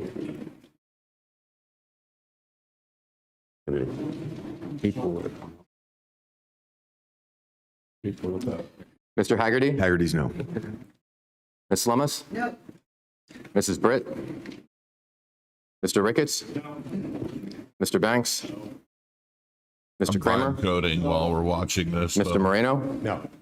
This takes Mr. all day. McCormick? I'll be No. here all day. I don't think I'm going to stop. Ms. Warren? I'm working. Mr. Reed? Aye. Mr. Warner? If you're not subscribed, make sure you do Mr. so. Van Hollen? Every time Ms. Cortez Senator Masto? Warren speaks, if you don't mind. Ms. Smith? Mr. Warnock? Mr. Kim? Mr. Gallego? Ms. Blunt Rochester? Ms. Also Brooks? Aye. The vote is 11 in favor and 13 opposed. Thank you. The amendment is not adopted. We will now call up Warner 131, but to answer the question of Senator Moreno, the answer is $161,774. Well, thank you, Mr. Chairman. I want to start by thanking you and your staff. Yes, sir. We have worked through thousands of hours. I want to particularly thank Senator Lummis. I can't think of a piece of legislation that I've spent more time on. I voted for Genius because I thought we needed a stablecoin basis in this country. And I think we need a market structure bill for this country as well. And I will look forward to continuing to work on this past committee. Now, I also though want to take a moment to acknowledge, I think, a continued good faith from the chairman and Senator Lummis. There are a series of bipartisan amendments that we worked on this morning that you've accepted. So I, again, absolutely trust that we can get this done. My amendment, and I just, particularly for my friends sitting in the audience, reflects the language that my Republican colleagues and the White House accepted on DeFi. Now, we have worked dramatically since that time, hearing some of the industry's concerns. We've made over 40 changes, and most of that will be included, I think, in Senator Lummis's amendments. I still think there are some issues to work through, particularly to make sure that law enforcement has the tools it needs to make sure bad actors can't find a way to work around this framework. Make sure senior government officials can't use these tools to enrich themselves. I'm committed to working to get a bill that moves this bill forward on the floor. I guess I've often said I've been in crypto hell the last couple of months. I hope to get to crypto heaven. I guess I'm right now in crypto purgatory, but I'm looking forward to getting all the way there. Thank you, Mr. Chairman. And I withdraw my amendment. Thank you. I'll now call up, so before I do so, we are around 11:45, which means that we're about 17 minutes away from the 2-hour window and would need permission to continue beyond that. We are glad to continue beyond that. Great, thank you. I will now call up Senator Van Hollen's number 33. Thank you, Mr. Chairman. Last year, the volume of digital assets involved in illicit activities blew through all previous records. By one estimate, $154 billion was sent to illicit crypto wallets, up from $59 billion in 2024. Decentralized finance, DeFi services play an important role in this illicit ecosystem. I think we all know that. Bad actors use tools like tumblers and mixers to launder money, evade law enforcement, and move funds. Just look at what North Korean hackers did last year. They hacked $1.5 billion from the crypto exchange Bybit, and then used DeFi services and exchanges to switch between crypto tokens to to launder funds and evade investigators. These are funds that can now help support the North Korean nuclear program or other illicit activities. Or look at Iran. Iranian actors have been documented using DeFi exchanges and techniques to launder funds and evade sanctions.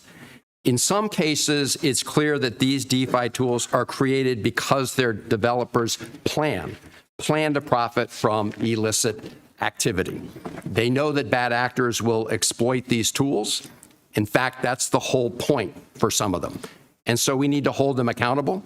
Addressing the illicit finance risk in DeFi overall is not straightforward. We know that. But this amendment is straightforward, and it's limited and simple.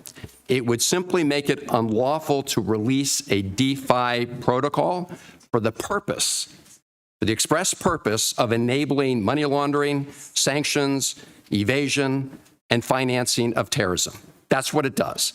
There should be consequences if you set out to enable drug traffickers, scammers, North Korea or Iran, and I hope my colleagues will agree with that premise and support this amendment.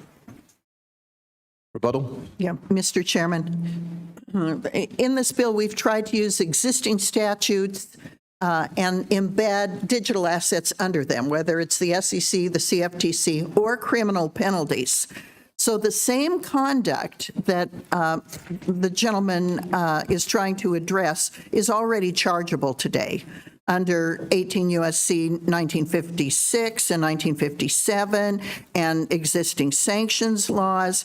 So if somebody builds or uses software to launder criminal proceeds or evade sanctions, prosecutors can already bring cases under these statutes without needing a specific DeFi add-on. So if you carve out one thing for specific treatment, it sends a signal that DeFi software is not welcome in this country, and we don't want to send that signal. We want to use the existing strictures and embed digital assets in the U.S. So for that reason, I oppose the amendment. Clerk will call the roll. Chairman? No. Mr. Crapo? No. Mr. Rounds? No. Mr. Tillis? No. Mr. Kennedy? No by proxy. Mr. Haggerty? Haggerty's no. Ms. Lummis? Mrs. Britt? Mr. Ricketts? Mr. Banks? Mr. Kramer? No. Mr. Moreno? Mr. McCormick? No. Ms. Warren? Mr. Reed? Aye. Mr. Warner? Aye. Mr. Van Hollen? Aye. Ms. Cortez Masto? Aye. Ms. Smith? Mr. Warnock? Mr. Kim? Mr. Gallego? Ms. Blunt Rochester? Aye. Ms. Alsobrooks? Aye. The vote is 11 in favor and 13 opposed. The amendment is not agreed to. We will now move to Van Hollen, number 35. Senator Van Hollen. Thank you, Mr. Chairman. This amendment is straightforward. It's designed to prevent conflict of interests and self-dealing by the president or members of the House or the Senate. It also requires greater transparency. We have all seen the president and members of his family involved in corrupt crypto ventures and various crypto scams.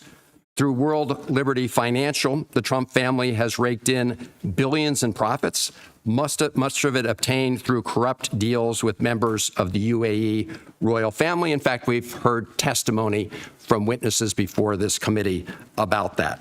And the Trump and Melania meme coins have allowed Trump to rake in hundreds of millions, if not more, in cash, even as investors lost $4.3 billion. The way that scam works is that whether retail investors win or lose, Trump is like the house at the casino. He always wins. And what this amendment does is very simple.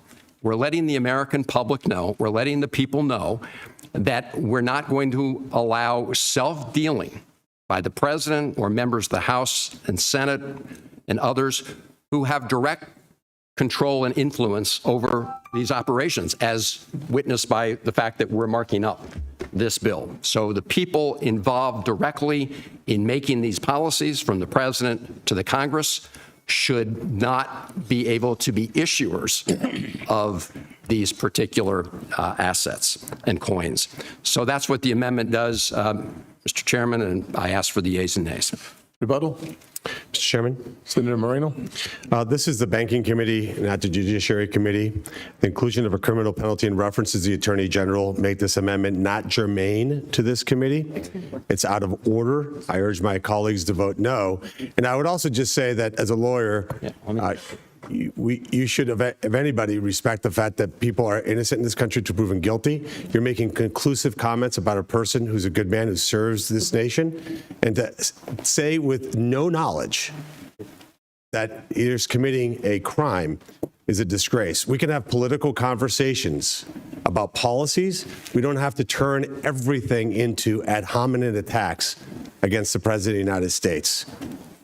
Clerk will call the roll. Well, the chairman, allow me just to respond briefly, because I was clear, Senator, that the deal with World Liberty Financial has all the markings of a corrupt deal. As you know, the president decided to relieve some of the restrictions the United States had placed on chips and AI to the royal family just after those transactions occurred, and he departed for his trip. And of course, there was the transaction even before the inauguration that Sheikh Tahnoon made in World Liberty Financial.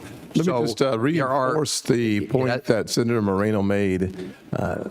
Our country still affords the individual the presumption of innocence. And while we can continue the process of making allegations, I do think Senator Moreno's point is spot on. And I rarely do I speak out when you two are having a conversation or any other ones. I do think we should be very careful in this context. But let us move to the vote. Okay.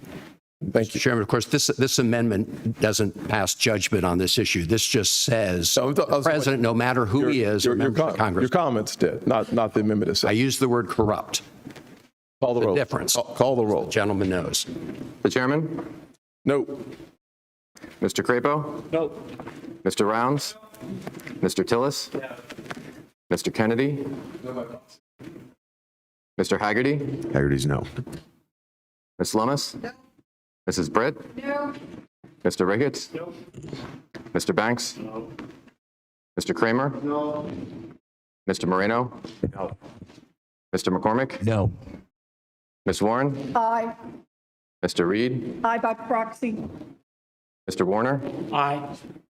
Mr. Van Hollen? Aye. Ms. Cortez Masto? Aye. Ms. Smith? Aye.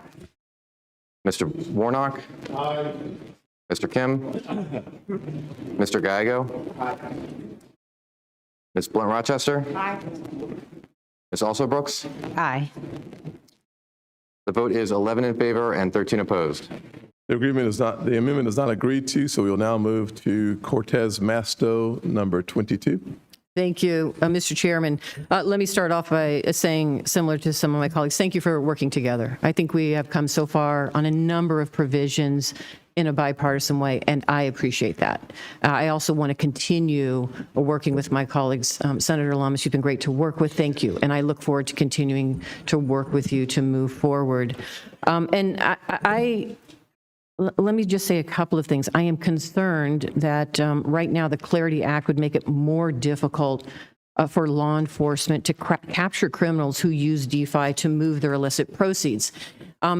In response to the work that we have been doing together on the sections, including this amendment, I have received letters from law enforcement opposing portions like this of the Clarity Act. There's 2 letters from the National Association of Assistant U.S. Attorneys who do the prosecution of that illicit activity, 2 letters from the National District Attorneys Association, 2 letters from the National Sheriff's Association, a letter from the Fraternal Order of Police, and a letter from the Major County Sheriffs of America, International Association of Chiefs of Police, Association of State Criminal Investigative Agencies, and the National Association of Police Organizations. I'd actually submit these for the record. Thank you. And the reason why is my goal has been to find common ground, because I think we have agreed that a true non-controlling developer or software provider shouldn't be subject because they're not involved in any of this activity. The concern that many of us have, including in law enforcement, was that the definition was too broad.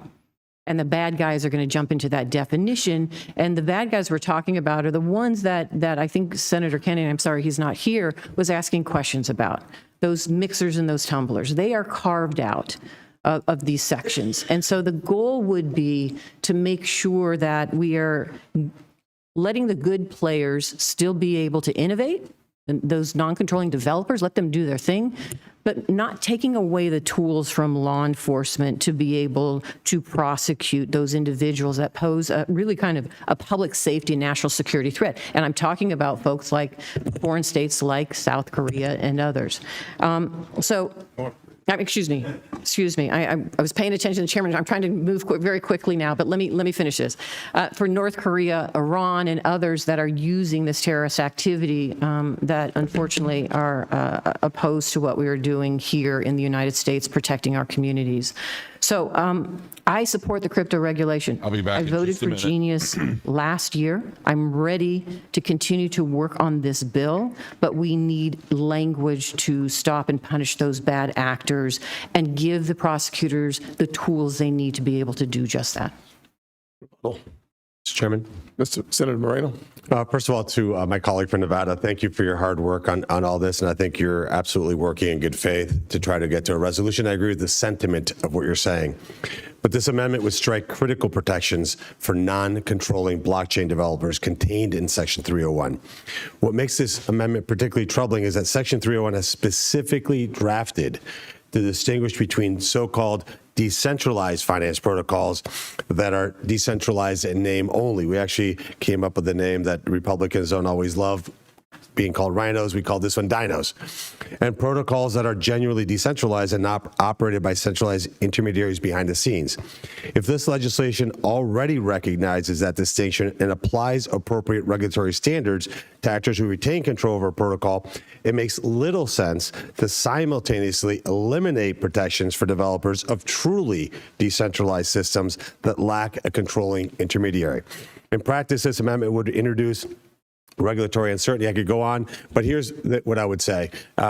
What Senator Lummis said earlier, let's work together to figure out a way to get a landing spot where you're comfortable, we support law enforcement, and we make certain that there's accountability in this. But for this amendment, I urge my colleagues to vote no. Clerk will call the roll. Chairman? Nope. Mr. Crabo? No. Mr. Rounds? No. Mr. Tillis? No. Mr. Kennedy? No by proxy. Mr. Haggerty? Haggerty's no. Ms. Lummis? Mrs. Britt? Mr. Ricketts? Mr. Banks? Mr. Kramer? Mr. Moreno? Mr. McCormick? No by proxy. Ms. Warren? Aye. Mr. Reed? Aye. Mr. Warner? Aye. Mr. Van Hollen? Aye. Ms. Cortez Masto? Aye. Ms. Smith? Aye. Mr. Warnock? Mr. Kim? Aye. Mr. Gallego? Aye. Ms. Blunt Rochester? Aye. Ms. Also Brooks? Aye. The vote is 11 in favor and 13 opposed. The amendment is not agreed to. We will now move to call up Smith number 119. Senator Smith, you're now recognized, ma'am. Thank you, Mr. Chair. I would like to offer my amendment, Smith number 119. So this amendment would incorporate Senator Durbin's No Bailout for Crypto Act, which I joined him in introducing last year. We can all agree, I think, that crypto assets are incredibly volatile, and a single tweet can cause prices to fluctuate wildly. Bitcoin, for example, lost nearly a third of its value since hitting an all-time high just in October. Ethereum's value has more than halved since its peak, and these are just two of the most dominant assets in the crypto market.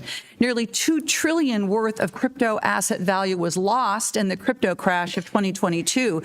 And I'm quite concerned, Mr. Chair, in its current form, that this bill that we're considering today all but ensures that the next crash is even bigger than that.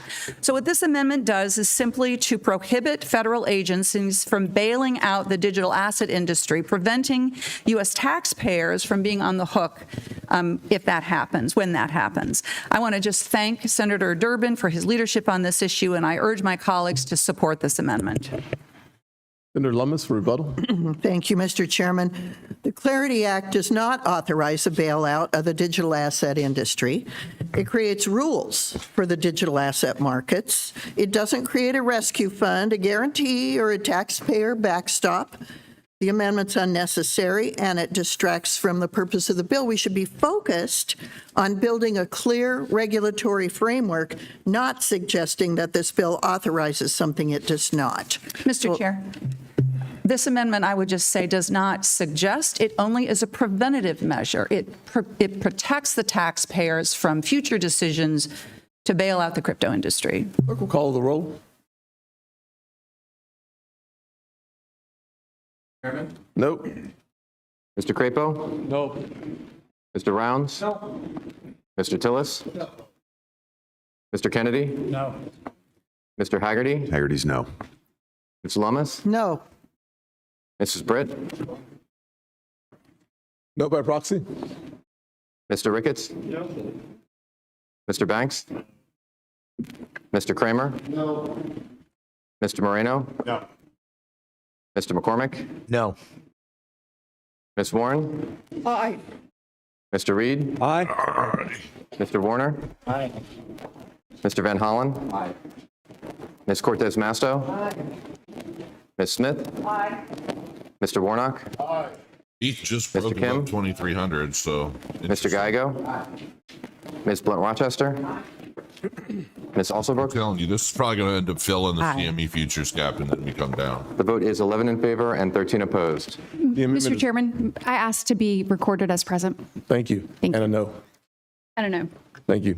The amendment is not agreed to. We will now call up Warnock 121. The thing with these amendments is even though the stuff is in Mr. the Chairman, bill, I intend to call up amendment fine-tune Warnock it and bend it 121. to Thank their you. will. My amendment further strengthens this bill's consumer and investor protections. We made great progress over the past several months of negotiation, and I would like to thank Senator Lummis and Chair Scott for working with me on compromise provisions to ensure all consumers and investors are protected from fraud in digital assets. I regret that those compromises are not fully reflected in the text of today's bill, but I'm hopeful that we can continue to work together on this, especially since the Ag Committee's partisan half of this bill is so weak on consumer protection, and frankly, it's a non-starter for Democrats on the floor. But I do want to echo what my colleague, Senator Van Hollen, and others have said. The president's self-dealing with digital assets is pure corruption, and everyone in this room knows that. Whether his dealings are illegal is a matter of legislation, and that's the work we're engaged in. But there's no doubt that this is pure corruption.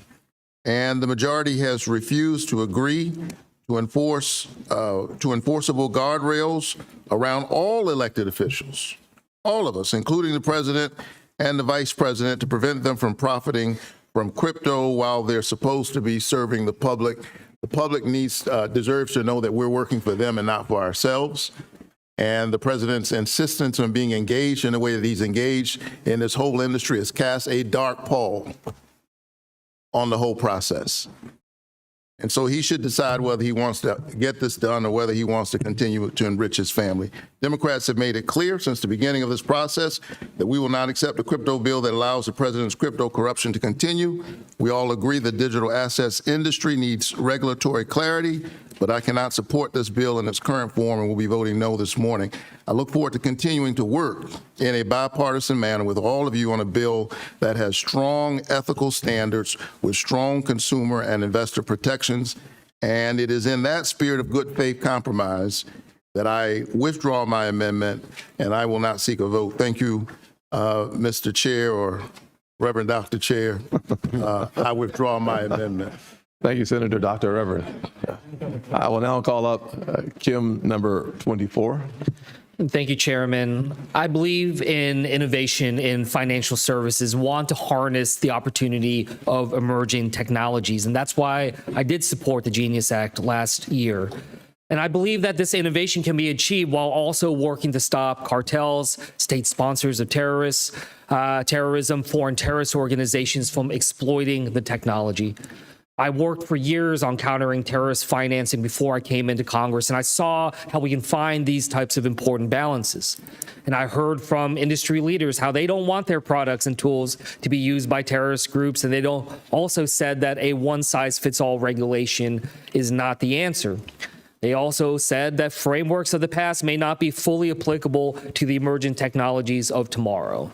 To those points, I agree, which is why I'm offering this amendment to modernize the Bank Secrecy Act by adding a new category of financial institutions that would allow us to go after cartels, state sponsors of terrorism, and foreign terrorist organizations that are trying to take advantage of the emerging technologies. At the same time, my amendment preserves innovation and growth for true DeFi, because I know that a one-size-fits-all framework does not work. I support DeFi technology, entrepreneurs, and developers, and I believe that innovation can grow without allowing terrorist resources to grow. So let's meet the moment with a common sense update to the BSA while continuing to encourage innovation in the industries here in the United States. I urge my colleagues to vote yes on this amendment. And with that, I'll yield back. Thank you. Senator Lemus. Yeah, Mr. Chairman, thank you. This amendment's not needed because the bill in Title II already includes a section that accomplishes just what this amendment contemplates. It directs FinCEN and the CFTC to apply the Bank Secrecy Act to digital commodity brokers, dealers, and exchanges, and it does it in a very precise manner.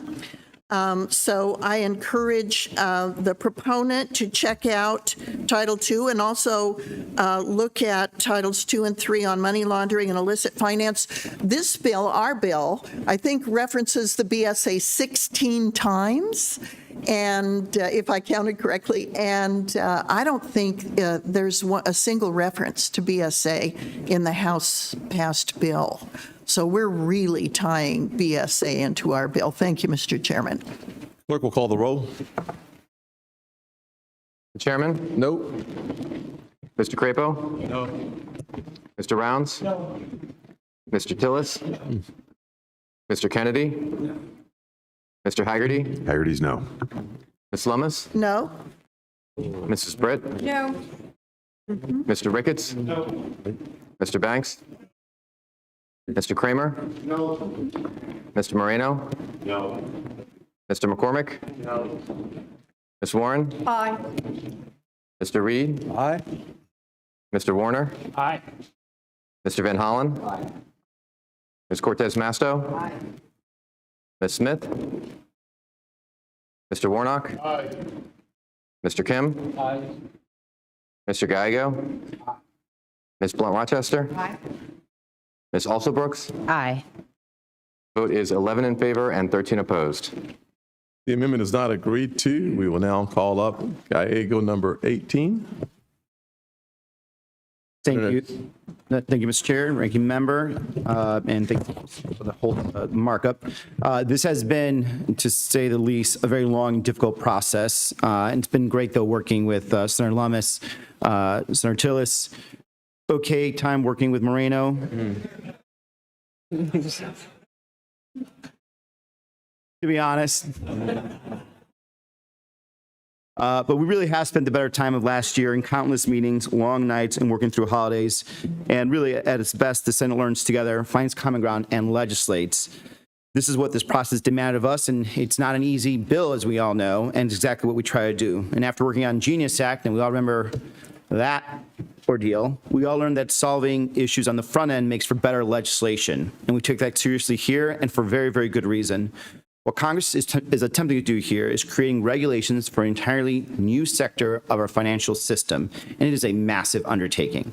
67 million Americans own digital assets. We owe it to these people, many of whom are young and simply trying to achieve financial independence, to get this right. With 1 in 4 Americans now invested in digital assets, we cannot afford to wait, but we also cannot afford to get this wrong. And that's the balance we are trying to strike. Through serious bipartisan negotiations, we have made incredible progress on this bill. We have narrowed the gap on many of the outstanding issues. We did serious bipartisan work on generally difficult questions about regulatory jurisdiction, consumer disclosure requirements, crypto ATMs, and to name a few. I want to be clear that my vote here does not guarantee a vote on the floor. After today, we need to connect with our Agricultural Committee colleagues and collapse negotiations into one and all sit at the table. And perhaps the toughest issue of all, we have come close, but have not finished, an agreement on ethics guardrail for elected officials, all elected officials. We need real enforceable standards for what is and is not acceptable for someone who holds the public trust and shouldn't be able to profit off an industry that they enforce or regulate. But we will continue to work. I am looking forward to continue working. Mr. Tillis and Ranking Member Chairwoman Lummis and I have talked about this, how we're going to continue working. And I hope to see that we don't have any more backsliding and can move forward and hopefully finish this. So I withdraw my Gallego amendment number 18 and, will in committee vote yes. But if this is not resolved by the time of the floor, like I have in the past, I am not afraid to vote no. We look forward to working together and hopefully come to a solution. Thank you.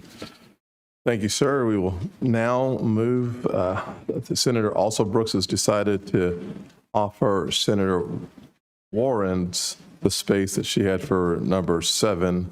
We will now hear from Senator Warren on amendment number 79. Senator Warren, you are now recognized. Thank you. So the Trump administration has spent the past year trying every trick in the book to kill the Consumer Financial Protection Bureau, the agency that has returned more than $21 billion directly to consumers who've been cheated by banks and giant corporations. Acting Director Vogt has dropped virtually all of the consumer agency's ongoing enforcement actions against crooks and other bad actors. He's tried to lay off almost all of its staff, and he's tried to drain its funding. People have fought back, and a federal court has prevented Trump and Vogt from fully shutting down the agency. But at the same time that Congress is debating this bill, which would dramatically expand the risk of fraud in consumer and crypto markets, the administration is busy trying to fire the cops responsible for protecting consumers. Now remember, the CFPB is the agency responsible for fighting to cap abusive overdraft fees and late fees, to strike down medical debt from consumers' credit reports, to protect service members from being charged illegal interest rates on loans, to stop families from being put out on the street with an illegal foreclosure. The CFPB is going to be more important than ever if we pass a bill unleashing new crypto scams. My amendment would ensure that the CFPB receives a consistent funding stream that is insulated from the kinds of political games the Trump administration has been playing to undermine consumer financial protection in this country. I urge my colleagues to support Warren 79. Senator Moreno for rebuttal. This amendment should not be adopted for one simple reason. The CFPB's budget is clearly out of the scope of this bill. It's absolutely not germane. We voted on quite a few attempted congressional review acts yesterday, and those were all voted down. And I urge my colleagues to do the same with this amendment. May I have my last 15 seconds that I didn't use? Sure. And my 15 seconds are the CFPB was created right here in this committee because of fraud. If we are creating a new opportunity for expanded fraud, we need to make sure that the CFPB is fully funded. The clerk will call the roll. And I still have 3 seconds. My goodness. Chairman? No. Mr. Crapo? No. Mr. Rounds? No. Mr. Tillis? No. Mr. Kennedy? Mr. Haggerty? Haggerty's no. Ms. Lummis? Mrs. Britt? Mr. Ricketts? Mr. Banks? Mr. Kramer? Mr. Moreno? I think Scott just said they have Mr. 5 McCormick? more. No. And I'm assuming Ms. Warren? we go to the final vote. Aye. Sorry. I was. Mr. Reed? Dazzled by the chairman's comments.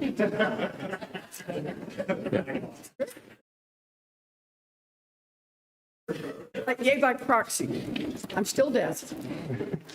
Mr. Warner? Aye. Mr. Van Hollen? Aye. Ms. Cortez Masto?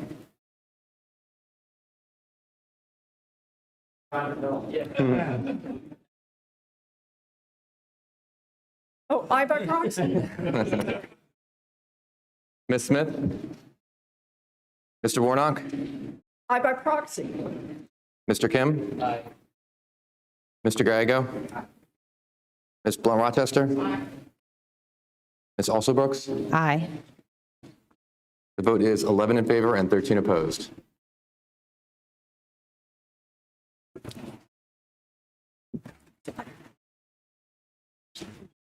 I'm going to object if you change your rules. That's okay.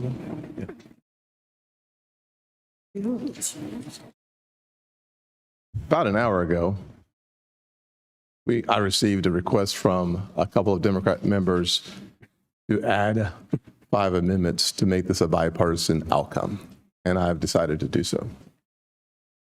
So, Mr. Chairman, I object here. You cut 16 amendments from the members of this committee.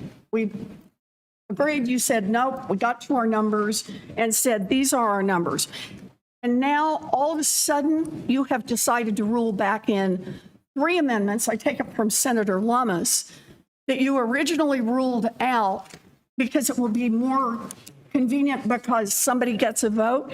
You just said, as we started this, the rules are the rules, and that you're not going to pick and choose and say, oh, this is going to help that one along, or it's going to help that one along, that you were going to apply the rules across the board. I came in here with one set of rules and understood that that was the case. So if you're now going to rule arbitrarily that you've picked 3 out of the basket to add back in, 3 Republican amendments to add back in, then I think you should rule that all of the amendments are back in. We'd like all of the Democratic amendments back in. And I am particularly looking at Cortez Masto, number 16. This is an amendment that was requested by the National Sheriff's Association. What happened? The stream glitched. That would make it, right now, the current bill makes it harder for law enforcement to go after cartels and criminals that are using decentralized platforms to launder money. Or how about we do Reed Smith, number 95? That's not me. That's the stream. Vote on. So it seems to me, Mr. Chairman, following the rules you announced at the beginning, either we know all the amendments when we walk in and that's the end of it, or if you're going to start opening that up, let's open it up to everyone, not just 3 amendments on the Republican side. Actually, the amendment that we just voted on, number 79, was not agreed to as well. We substituted it based on the request of Alsobrooks to allow you to have that amendment, and I did so. And as you said at the beginning of this hearing, that I have the right as the chairman to pick and choose which amendments we wanted. And based on a bipartisan, which I'm not choosing between Republicans and Democrats, I'm actually choosing for Republicans and Democrats to have these final amendments in order. You know, with respect, Mr. Chairman, you didn't say to me that if Alsobrooks wanted to yield her spot over for me to add another amendment, the consequence would be that Lummis would suddenly get 3 amendments that had been ruled that they would not be held and they would be out of order. I just don't understand this process. This is a Wikipedia definition of no good deed goes unpunished. These were bipartisan bills. So, Mr. Chair, maybe instead of considering them here today with the ranking member's objections, can we just get an agreement that they'd be baked into a manager's amendment on the floor? Yes. No. Good. Okay. I think, Point of order, yeah, go ahead. Mr. Chairman, Last comment on the left. We'll go to closing remarks. Yes. I would actually prefer, because of the good faith that Senator Lummis has shown, and, and I intend to work more on this bill, but I would hope This would move me much closer if these amendments are not put off till the floor. but are- Then I clearly withdraw my comment. Yeah, point of order, Mr. Chair, just so I have clarification. Certainly. Because if you had included my number 16, I wouldn't be asking this question. But now I'm trying to understand. Originally, 16 was not allowed because it was ineligible based on a Scrivener's error. So were these others.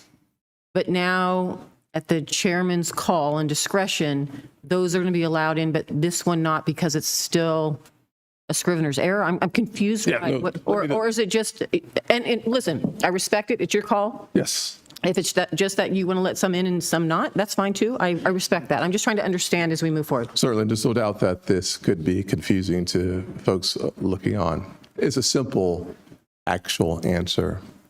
We have an opportunity to do what I think is in America's best interest, is to show that when possible, both sides can find a path forward.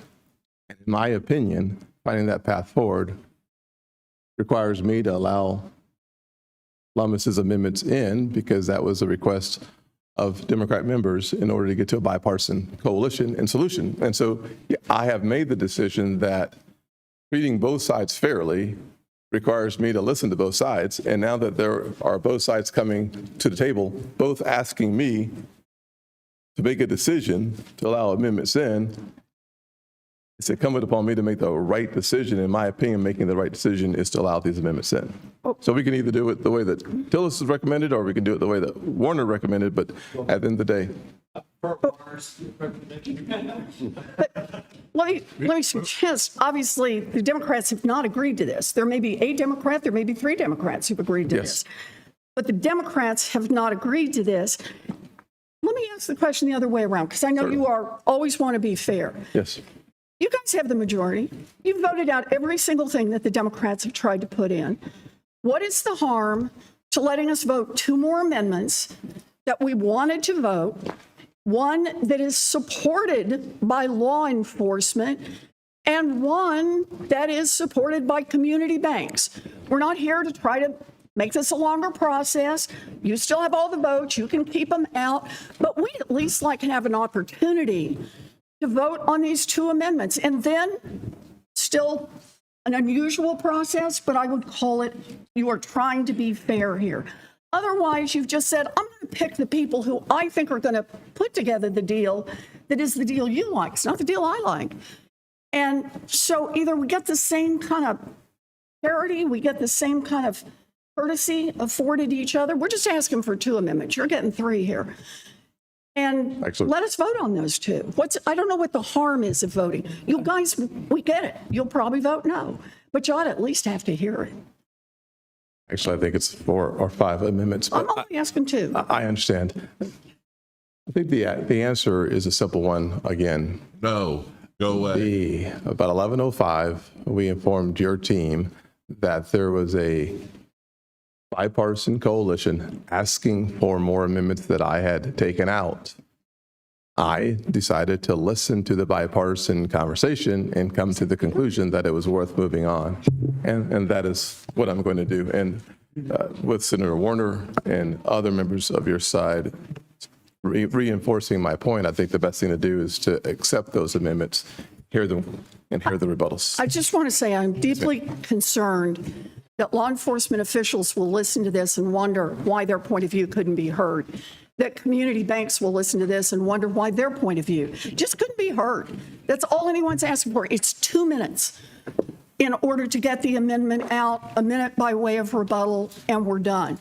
But we came in here, lived with the fact that you said, sorry, can't do those, but part of your statement was, and sorry, there are Republican things we can't do as well. So the Democratic position, look, our position should be, it's all of them, but we're willing, I'm just going to say on behalf of my colleagues here, we're willing to settle just for these 2. And now I'll call up Lummis number 122. Thank you, Mr. Chairman. And I would request a voice vote as opposed to a roll call vote on this. Okay. Mr. Chairman, I call up my amendment 122 and ask that page 4, lines 1 and 2 be stricken, and I urge its adoption.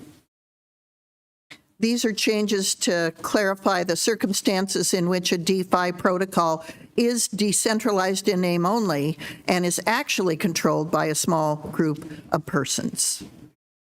And I want to thank Senator Warner for working with me on this. Rebuttal? Yes, Mr. Chairman. Look, this amendment makes some technical fixes to Section 301 of the bill. Hard to fix something that's fundamentally broken. Section 301 sets a narrow test for what counts as a crypto intermediary that few will ever meet. It also incorporates Section 604, the same loophole that shields decentralized services from basic anti-money laundering rules, as law enforcement experts have stressed. It doesn't matter if you have rules if nobody has to follow them. The amendment doesn't fix any of those issues, and I urge all my colleagues to oppose this amendment. I move to strike pages 4, lines 1 and 2. All in favor, say aye. Aye. I call for a roll call vote. Had a feeling. I have a feeling. We'll call the roll. Any way you can make it complicated. Aye. We already know. Mr. Crapo? Aye. Mr. Rounds? Aye. Mr. Tillis? Aye. Mr. Kennedy? Mr. Haggerty? Haggerty's aye. Ms. Lummis? Aye. Mrs. Britt? Mr. Ricketts? Aye. Mr. Banks? Mr. Kramer? Mr. Moreno? Mr. McCormick? Ms. Warren? No. Mr. Reed? No. Mr. Warner? Aye. Mr. Van Hollen? No. Ms. Cortez Masto? Aye. Ms. Smith? No. Mr. Warnock? Yes, by proxy. Mr. Kim? Mr. Gallego? Ms. Blunt-Rochester? No. Ms. Alsobrooks? Aye. The vote is 18 in favor and 6 opposed. Mr. Chairman, could I ask just one parliamentary inquiry? Because I am confused on the process. I understand there were some amendments that were disqualified because of Scrivener's error. And Senator Lummis had some of those, and some of our colleagues had some of those. And I understand the desire to put those back into the mix and have votes. I had amendments that were drawn properly. Yes. That were not disqualified at all, including one on anti-touting, Van Hollen 34, and Van Hollen 29 on fair disclosure of information. Those were written exactly right.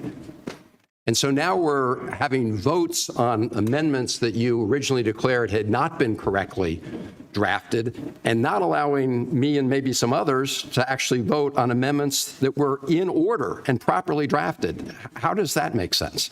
During the Genius Act, we made we came to a compromise on the number of amendments that we were going to have. It was around 40. I can't remember exactly the number that we had. But ultimately, when the ranking members side asked for how many amendments we were going to have, I chose the number that we were going to have. I gave our side 5.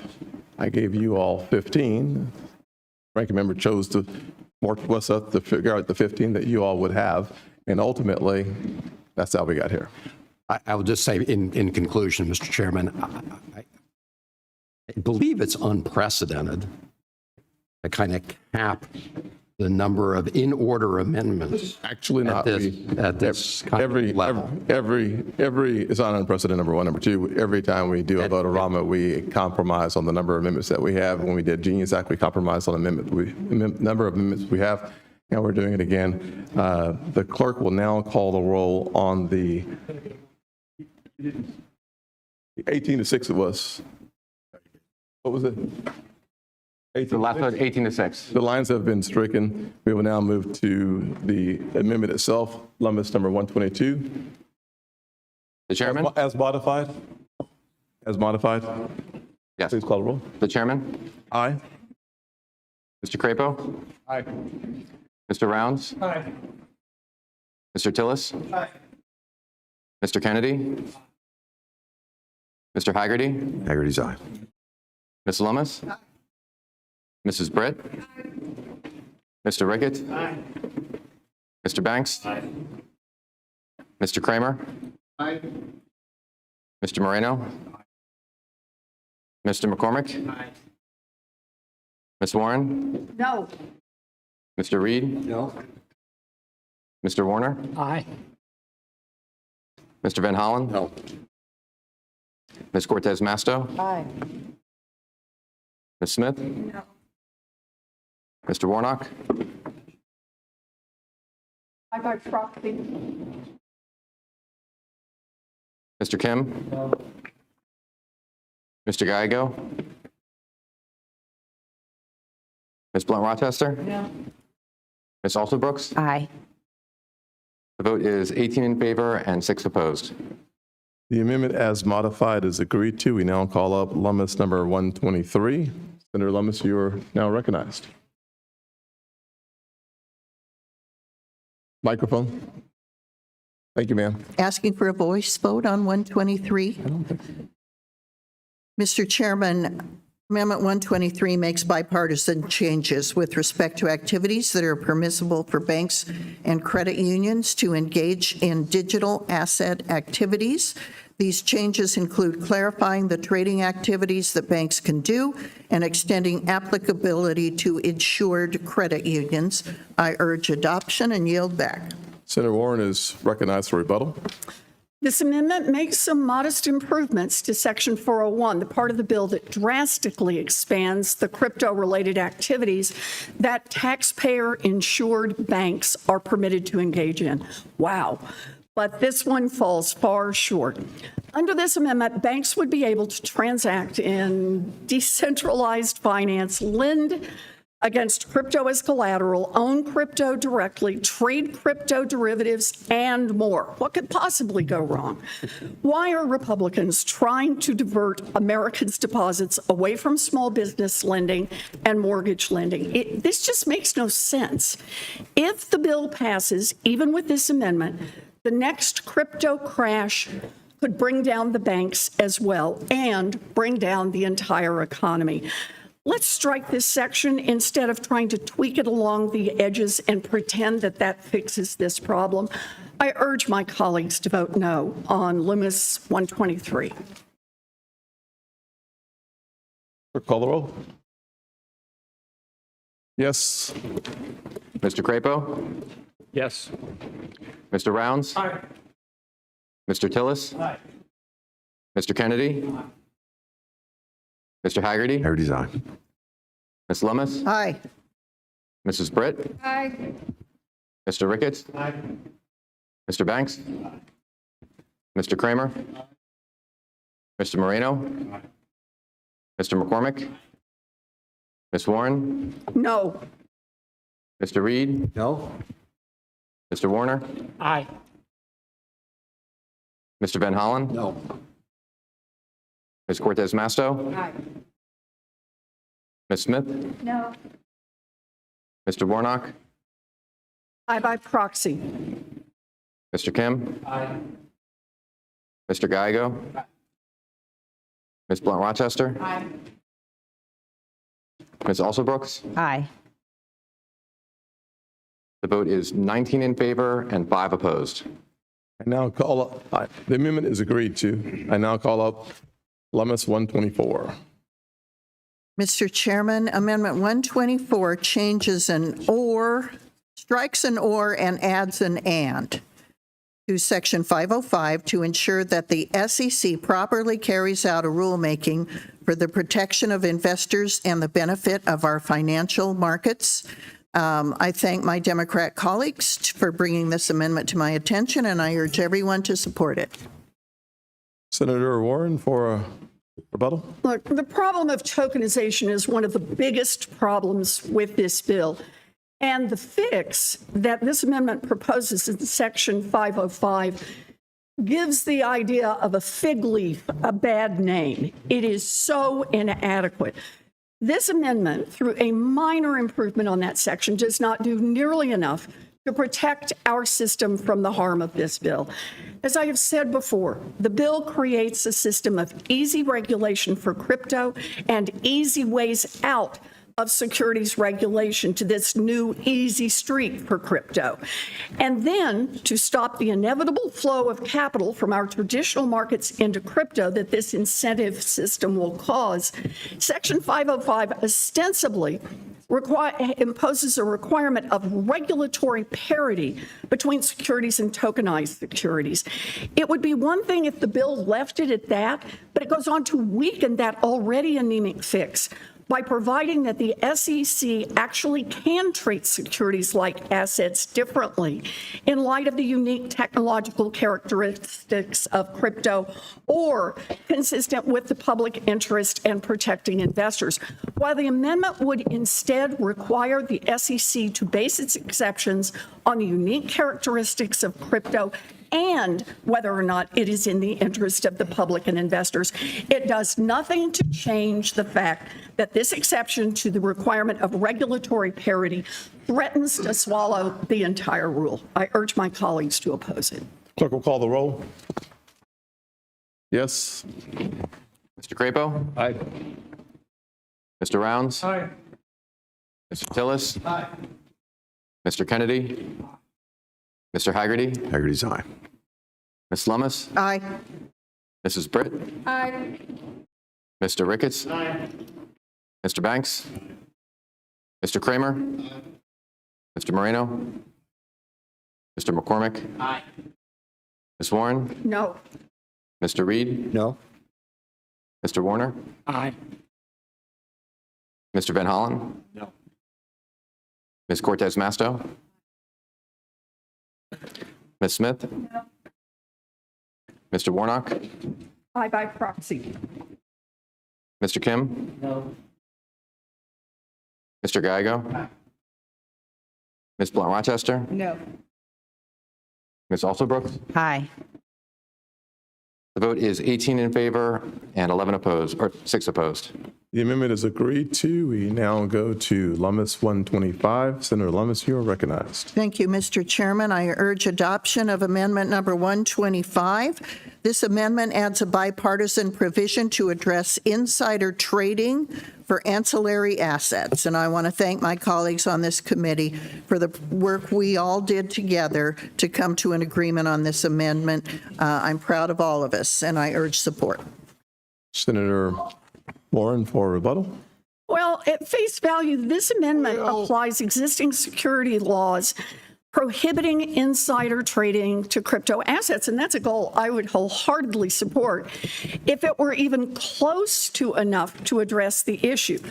But this amendment attempts to use a wine cork to plug a school bus-sized hole that is created in our securities laws by this bill. Look, at its core, the bill provides easier rules for crypto and easy ways for them to escape securities regulation and get to this more lax regulatory environment. Issuers of securities only have to put securities on the blockchain and then self-certify that securities laws don't apply, and the rules start to fall away. So while the amendment calls for ancillary assets to be covered by insider trading prohibitions, it does absolutely nothing to address the fact that the bill has created so many routes for instruments that share all the features of securities not to be considered ancillary assets at all, and therefore to be totally exempt from the securities laws, including the ones addressed by this amendment. So while I support stamping out insider trading in all its forms, this fix is far from adequate to address the issue, and it gives the public a false sense of security that somehow they're going to be safe from insider trading in crypto, because they will not be safe. The insiders are going to run the game. So I urge my colleagues. Everybody that donates to her. The clerk will call the roll. Chairman? Yes. Mr. Crapo? Aye. Mr. Rounds? Aye. Mr. Tillis? Aye. Mr. Kennedy? Mr. Haggerty? Haggerty's aye. Ms. Lummis? Aye. Mrs. Britt? Aye. Mr. Ricketts? Aye. Mr. Banks? Mr. Kramer? Aye. Mr. Moreno? Mr. McCormick? Ms. Warren? No. Mr. Reed? No. Mr. Warner? Aye. Mr. Van Hollen? No. Ms. Cortez Masto? Aye. Ms. Smith? Aye. No. Mr. Warnock? Aye by proxy. Mr. Kim? No. Mr. Gallego? Ms. Blunt Rochester? No. Ms. Alsobrooks? Aye. The vote is 18 in favor and 6 opposed. The amendment is agreed to. I now call up Lummis 126. Senator Lummis, you are now recognized. Mr. Chairman, I move amendment number 126 and encourage its adoption. The purpose is to provide investor and consumer protection enforcement. This is bipartisan to provide for a system of regulation of the offer and sale of digital commodities by the SEC and CFTC. And I encourage and I thank again my colleagues for working on this on a bipartisan basis and urge its adoption. Ranking Member Warren is recognized for rebuttal. So I think we should call this one Fig Leaf number 9. This amendment claims to restore state-level consumer and investor protections and the ability of harmed investors to sue, but it is so riddled with exceptions and caveats and loopholes that it's pretty much meaningless. Now, to be clear, one of the bill's most serious, fatal flaws is that it guts state enforcement authority, a point that Senator Cortez Masto has made over and over. And I offered an amendment that comprehensively protected all those authorities, but that amendment was blocked by the chair. I offered it because for decades, state securities regulators have acted as frontline cops on the beat in all 50 states, rooting out fraud and scams in markets, particularly in those that affect individuals or small dollar amounts that may not get priority from federal law enforcement. This provides a critical additional layer of enforcement capacity on top of federal watchdogs like the SEC to make sure that every individual who is harmed has a chance of being made whole and that the wrongdoers are held accountable. As the crypto industry has grown, so have the scams. As Donald Trump's federal regulators abdicate any responsibility for holding crypto criminals accountable, these state-level cops are the law-abiding American people's only line of defense. This bill already guts the SEC's ability to protect investors from the worst instances of fraud, insider trading, and market manipulation, but it also tramples on states' rights, blocking state authorities from enforcing many of their own laws, including those that fight fraud and illegal conduct in these markets. Eliminating these protections and remedies that consumers have already under state law will leave crypto holding consumers sitting ducks for fraud and far worse off than they would be without any crypto market structure bill at all. If this amendment actually did something, I would support it. But it actually does nothing, only fool people to pretend it's doing something. I urge a no vote. Clerk will call the roll. The chairman? Aye. Mr. Crapo? Aye. Mr. Rounds? Aye. Mr. Tillis? Mr. Kennedy? Mr. Haggerty? Haggerty's aye. Ms. Lummis? Mrs. Britt? Mr. Ricketts? Mr. Banks? Mr. Kramer? Mr. Moreno? Mr. McCormick? Ms. Warren? No. Mr. Reed? No. Mr. Warner? Aye. Mr. Van Hollen? No. Ms. Cortez Masto? Aye. Ms. Smith? No. Mr. Warnock? Aye by proxy. Mr. Kim? No. Mr. Gallego? She does. She always sounds grumpy and she always sounds Blunt Rochester? whiny, like she's always complaining. Ms. Alsobrooks? You could say it's a beautiful day outside and it would The vote still is sound like 18 in she's favor complaining. and 6 opposed. The amendment is agreed to. There are no further amendments. The Mr. question- Chair?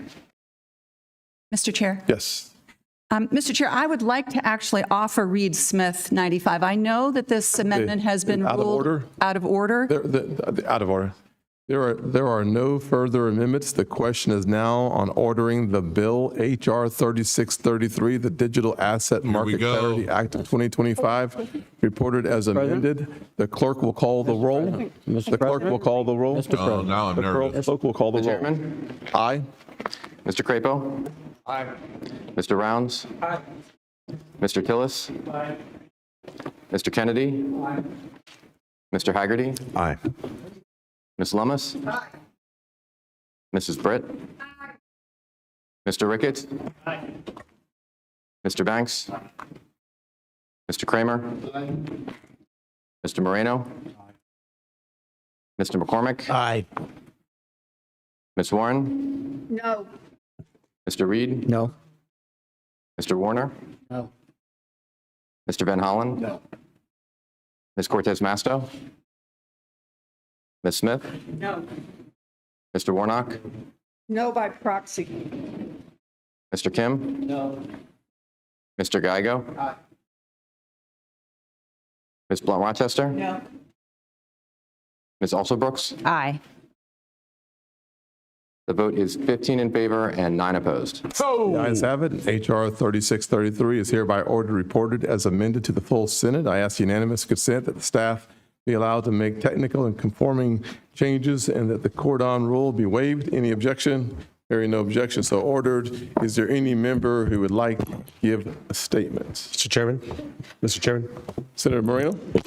First of all, I want to thank all my colleagues for their hard work on this. I think there's still some work to be done. Section 301 specifically, I think we need to work on to make that even better.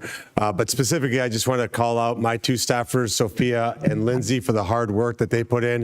And I'm sure all of you have Sophia's and Lindsay that I think we need to give them a unanimous round of applause for their hard work. Hell yeah. Let's go. Mr. Chair? Mr. Chair? Senator Alsobrooks? I'd like to say a few words on the bill. The digital revolution is upon us, and it has presented a clear opportunity to support small businesses, generate wealth, and I believe spur innovation. And the truth is, this digital revolution is happening with us or without us. Whether or not we regulate it to create the rules of the road or not, it is here. I have a 20-year-old daughter, and she and her peers have made it abundantly clear to me that they are interested in this innovation, that they believe that the digital revolution is important, and they want not only to be able to participate in it safely, but they want what every American wants: true and growing economic opportunity, the opportunity to become wealthy, to have generational wealth. And so that is why I am at the table. I've been in negotiations for over 9 months, working toward regulating digital assets in a way that protects consumers and reduces the risk of deposit flight while still allowing innovation to happen. I have negotiated in good faith with colleagues on both sides of the aisle, and I want to thank them so much for all of their hard work. And in recognition of that good faith, I have voted yes to advance the bill today. One of the smallest. Now, I want to be abundantly clear. Not really. My vote today is a vote to keep working in good faith. It does not mean that I'll be voting for the passage of the Clarity Act on the floor, because we still have so much work to do. I'm aware that we need to find a workable way to address law enforcement's concerns about financial crimes. I'm a former prosecutor, and I know how important this is. We also need to incorporate an ethics agreement that would apply not only to the president and vice president, but to all of us. The American people, especially my constituents, expect that from us. And we need to work with our colleagues on the Agriculture Committee Thank you guys for on their joining me product, on this. which still This is needs historic, work. man. I'll keep working with my colleagues to get this done. Americans from every background and every community deserve to benefit financially from this digital revolution and to be protected from the risks that come with it. If we don't act, we'll get left behind. And I simply will not let that happen. Thank you. Mr. Chair. I think Senator Haggerty is next, and then Senator Tillis. Or Senator Britt, and then Tillis. Thank you, Mr. Chairman. Ladies first. Senator Haggerty, please continue. We're literally watching the history of the I just want to say thank you. This bill creates a market structure framework for digital assets It's going to supercharge innovation here in America. We've been long awaiting this. Less than a year ago, this committee advanced the Genius Act, and it has promoted a tremendous world-leading regulatory framework for stablecoins. The act that we're going to pass today promises to do the same thing for all digital assets. And I want to thank you, Chairman Scott, for your leadership and for your commitment to me to work on technical fixes to the Genius Act that we have bipartisan agreement on. And I want to thank Senator Alsobrooks, Senator Warner, and Senator Marino for working with me on this bipartisan fix, and look forward to getting that implemented in the next iteration of this bill. Thank you. Senator Britt. Thank you, Mr. Chair. Thank you for your leadership on this and everyone who took so much time and energy to help get this where it is today, in particular, Senator Lummis. You have put heart and soul into this, countless hours, because you want to make sure that we innovate here on our shores. You want to make sure that each and every person has the opportunity that they wouldn't otherwise. And it has been an honor to work with you on this and to watch you lead. In particular as well, Senator Tillis and Senator Alsobrooks, thank you for your tireless advocacy. To make sure that we got this right. I do hope that this committee continues to look at ways that we can provide relief for community banks. There are a number of places where we have seen overburdensome regulations, things that were not intended to apply to a certain group, and we know that they're the lifeblood of our main streets and our small towns. And so I hope that we continue to look at that and look for ways to work together, even on this piece of legislation. In particular, Senator Cruz and I have a piece of legislation, the Community Bank Relief Act. We know when the Durbin Amendment was passed in 2010 that it ultimately, there were about 7,500 community banks that were exempt during that time, and now today there are at least or fewer than 4,500. So I think there are several entities there that were never intended to be burdened by that regulation, and I think we should fix it. That's one example of things that we can do to make sure that we're looking at the entire ecosystem, and I hope as we move forward that we'll be committed to doing just that. But thank you for your work, and look forward to seeing this through. Senator Tillis and then Senator Blunt Rochester. Very, very briefly, I just wanted to associate myself with the comments made by Senator Gallego earlier about the work that we have to do. And with respect to what Senator Alsobrooks just discussed, we're going to keep the same spirit of negotiations going that we have up to this point.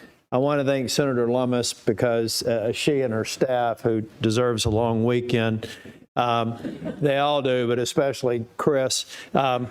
They thank them for their hard work. But I also want to talk to the stakeholders out here. You know, people know that I'm in disagreement with some of the banking community, but I've been with them before. I'm going to be with them again, and I'm willing to listen to ways that we can make this bill better as it moves forward.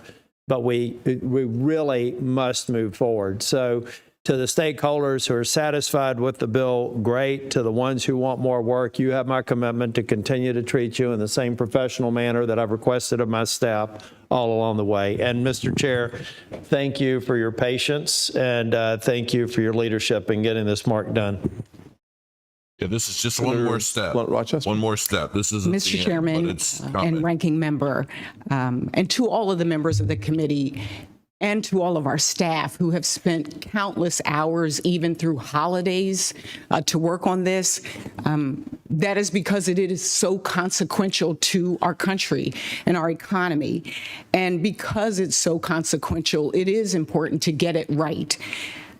For my state of Delaware, we have more crypto ATMs per capita than any other state.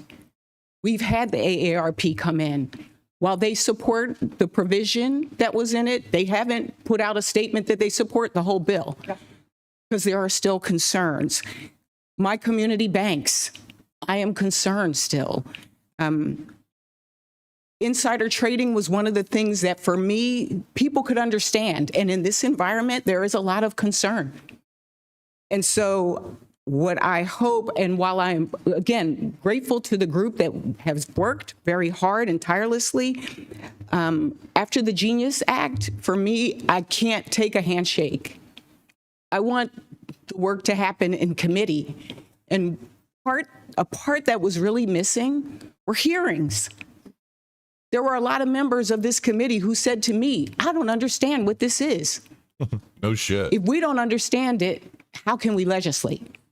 And so as we move forward, I appreciate the good faith efforts, and I think we still have work to do. And I look forward to working with all of my colleagues, but particularly on behalf of the American people, because this is too big for us to fail. I yield back. Thank you. Senator Lummis, comments? I just want to add my thanks, Mr. Chairman, to you, to everyone on our side of the aisle who's worked so hard, to those of you on the other side that have worked so hard, and to a lot of the people that have informed the decision-making that's involved in this bill. Particular thanks to the folks from Treasury and Patrick Witt from the White House. Honestly, without their involvement, I don't think we could have gotten as much done. The agencies went from offering technical assistance to really rolling up their sleeves and helping with this bill. And our staffs, particularly Chris Land, my staffer, I can't say enough about your dedication to this. As I've said to Chris many times, we're the dogs that caught the tire, and it kept spinning and our heads kept beating against the pavement, but we can't let go because we caught the tire. And we're not going to let go of the tire until people on both sides of the aisle are satisfied that this is a product we can all be proud of. Thank you, Mr. Chairman. Absolutely. Let me just finally say, this process has been one of the most informative and challenging processes I've been through as a United States Senator. I will also say that it has been one of the most transparent times and processes I've seen, with members on both sides of the aisle and industry all in the same room at the same time, hours upon hours upon hours. Any suggestion that somehow this was done without a process that was available to all members, undeniably, factually, patently false.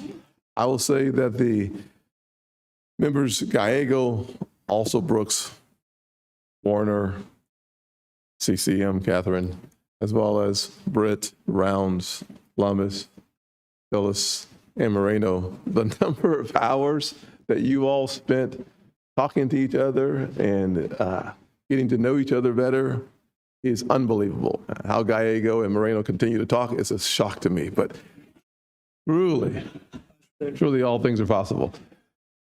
Colombians, both of them. That's what. Thank God for that part. I also want to acknowledge the fact that Senator Gallego worked with Patrick Witt from the White House, tons and tons of hours trying to thread a needle.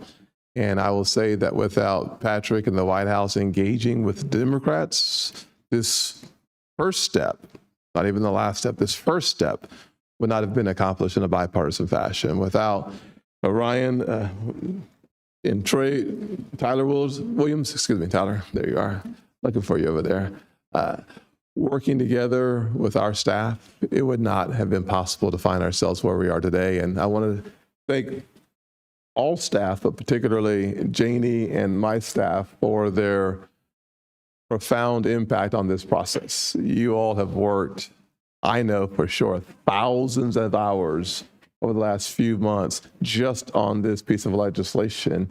At 1:30 last night and at 4 a.m. this morning, I was still getting texts from you all and responding at 4 in my heart. Why, for real. But literally, this process has been one that has been, I think, quite educational. And I hope that we have a successful process on the floor. But I know one thing for sure, that when you all say you're going to continue to work on it, you mean it. And Warner, once again, thank you for your dedication through some challenging times. You kept working, and may the Lord bless your family with the challenges. And CCM, I've gotten to know you a lot better. Appreciate you. I know we don't always get to the final point, but we're going to get there at some point. And thank you for your hard work and staying the course, no matter how you vote on the floor. With that, meeting adjourned.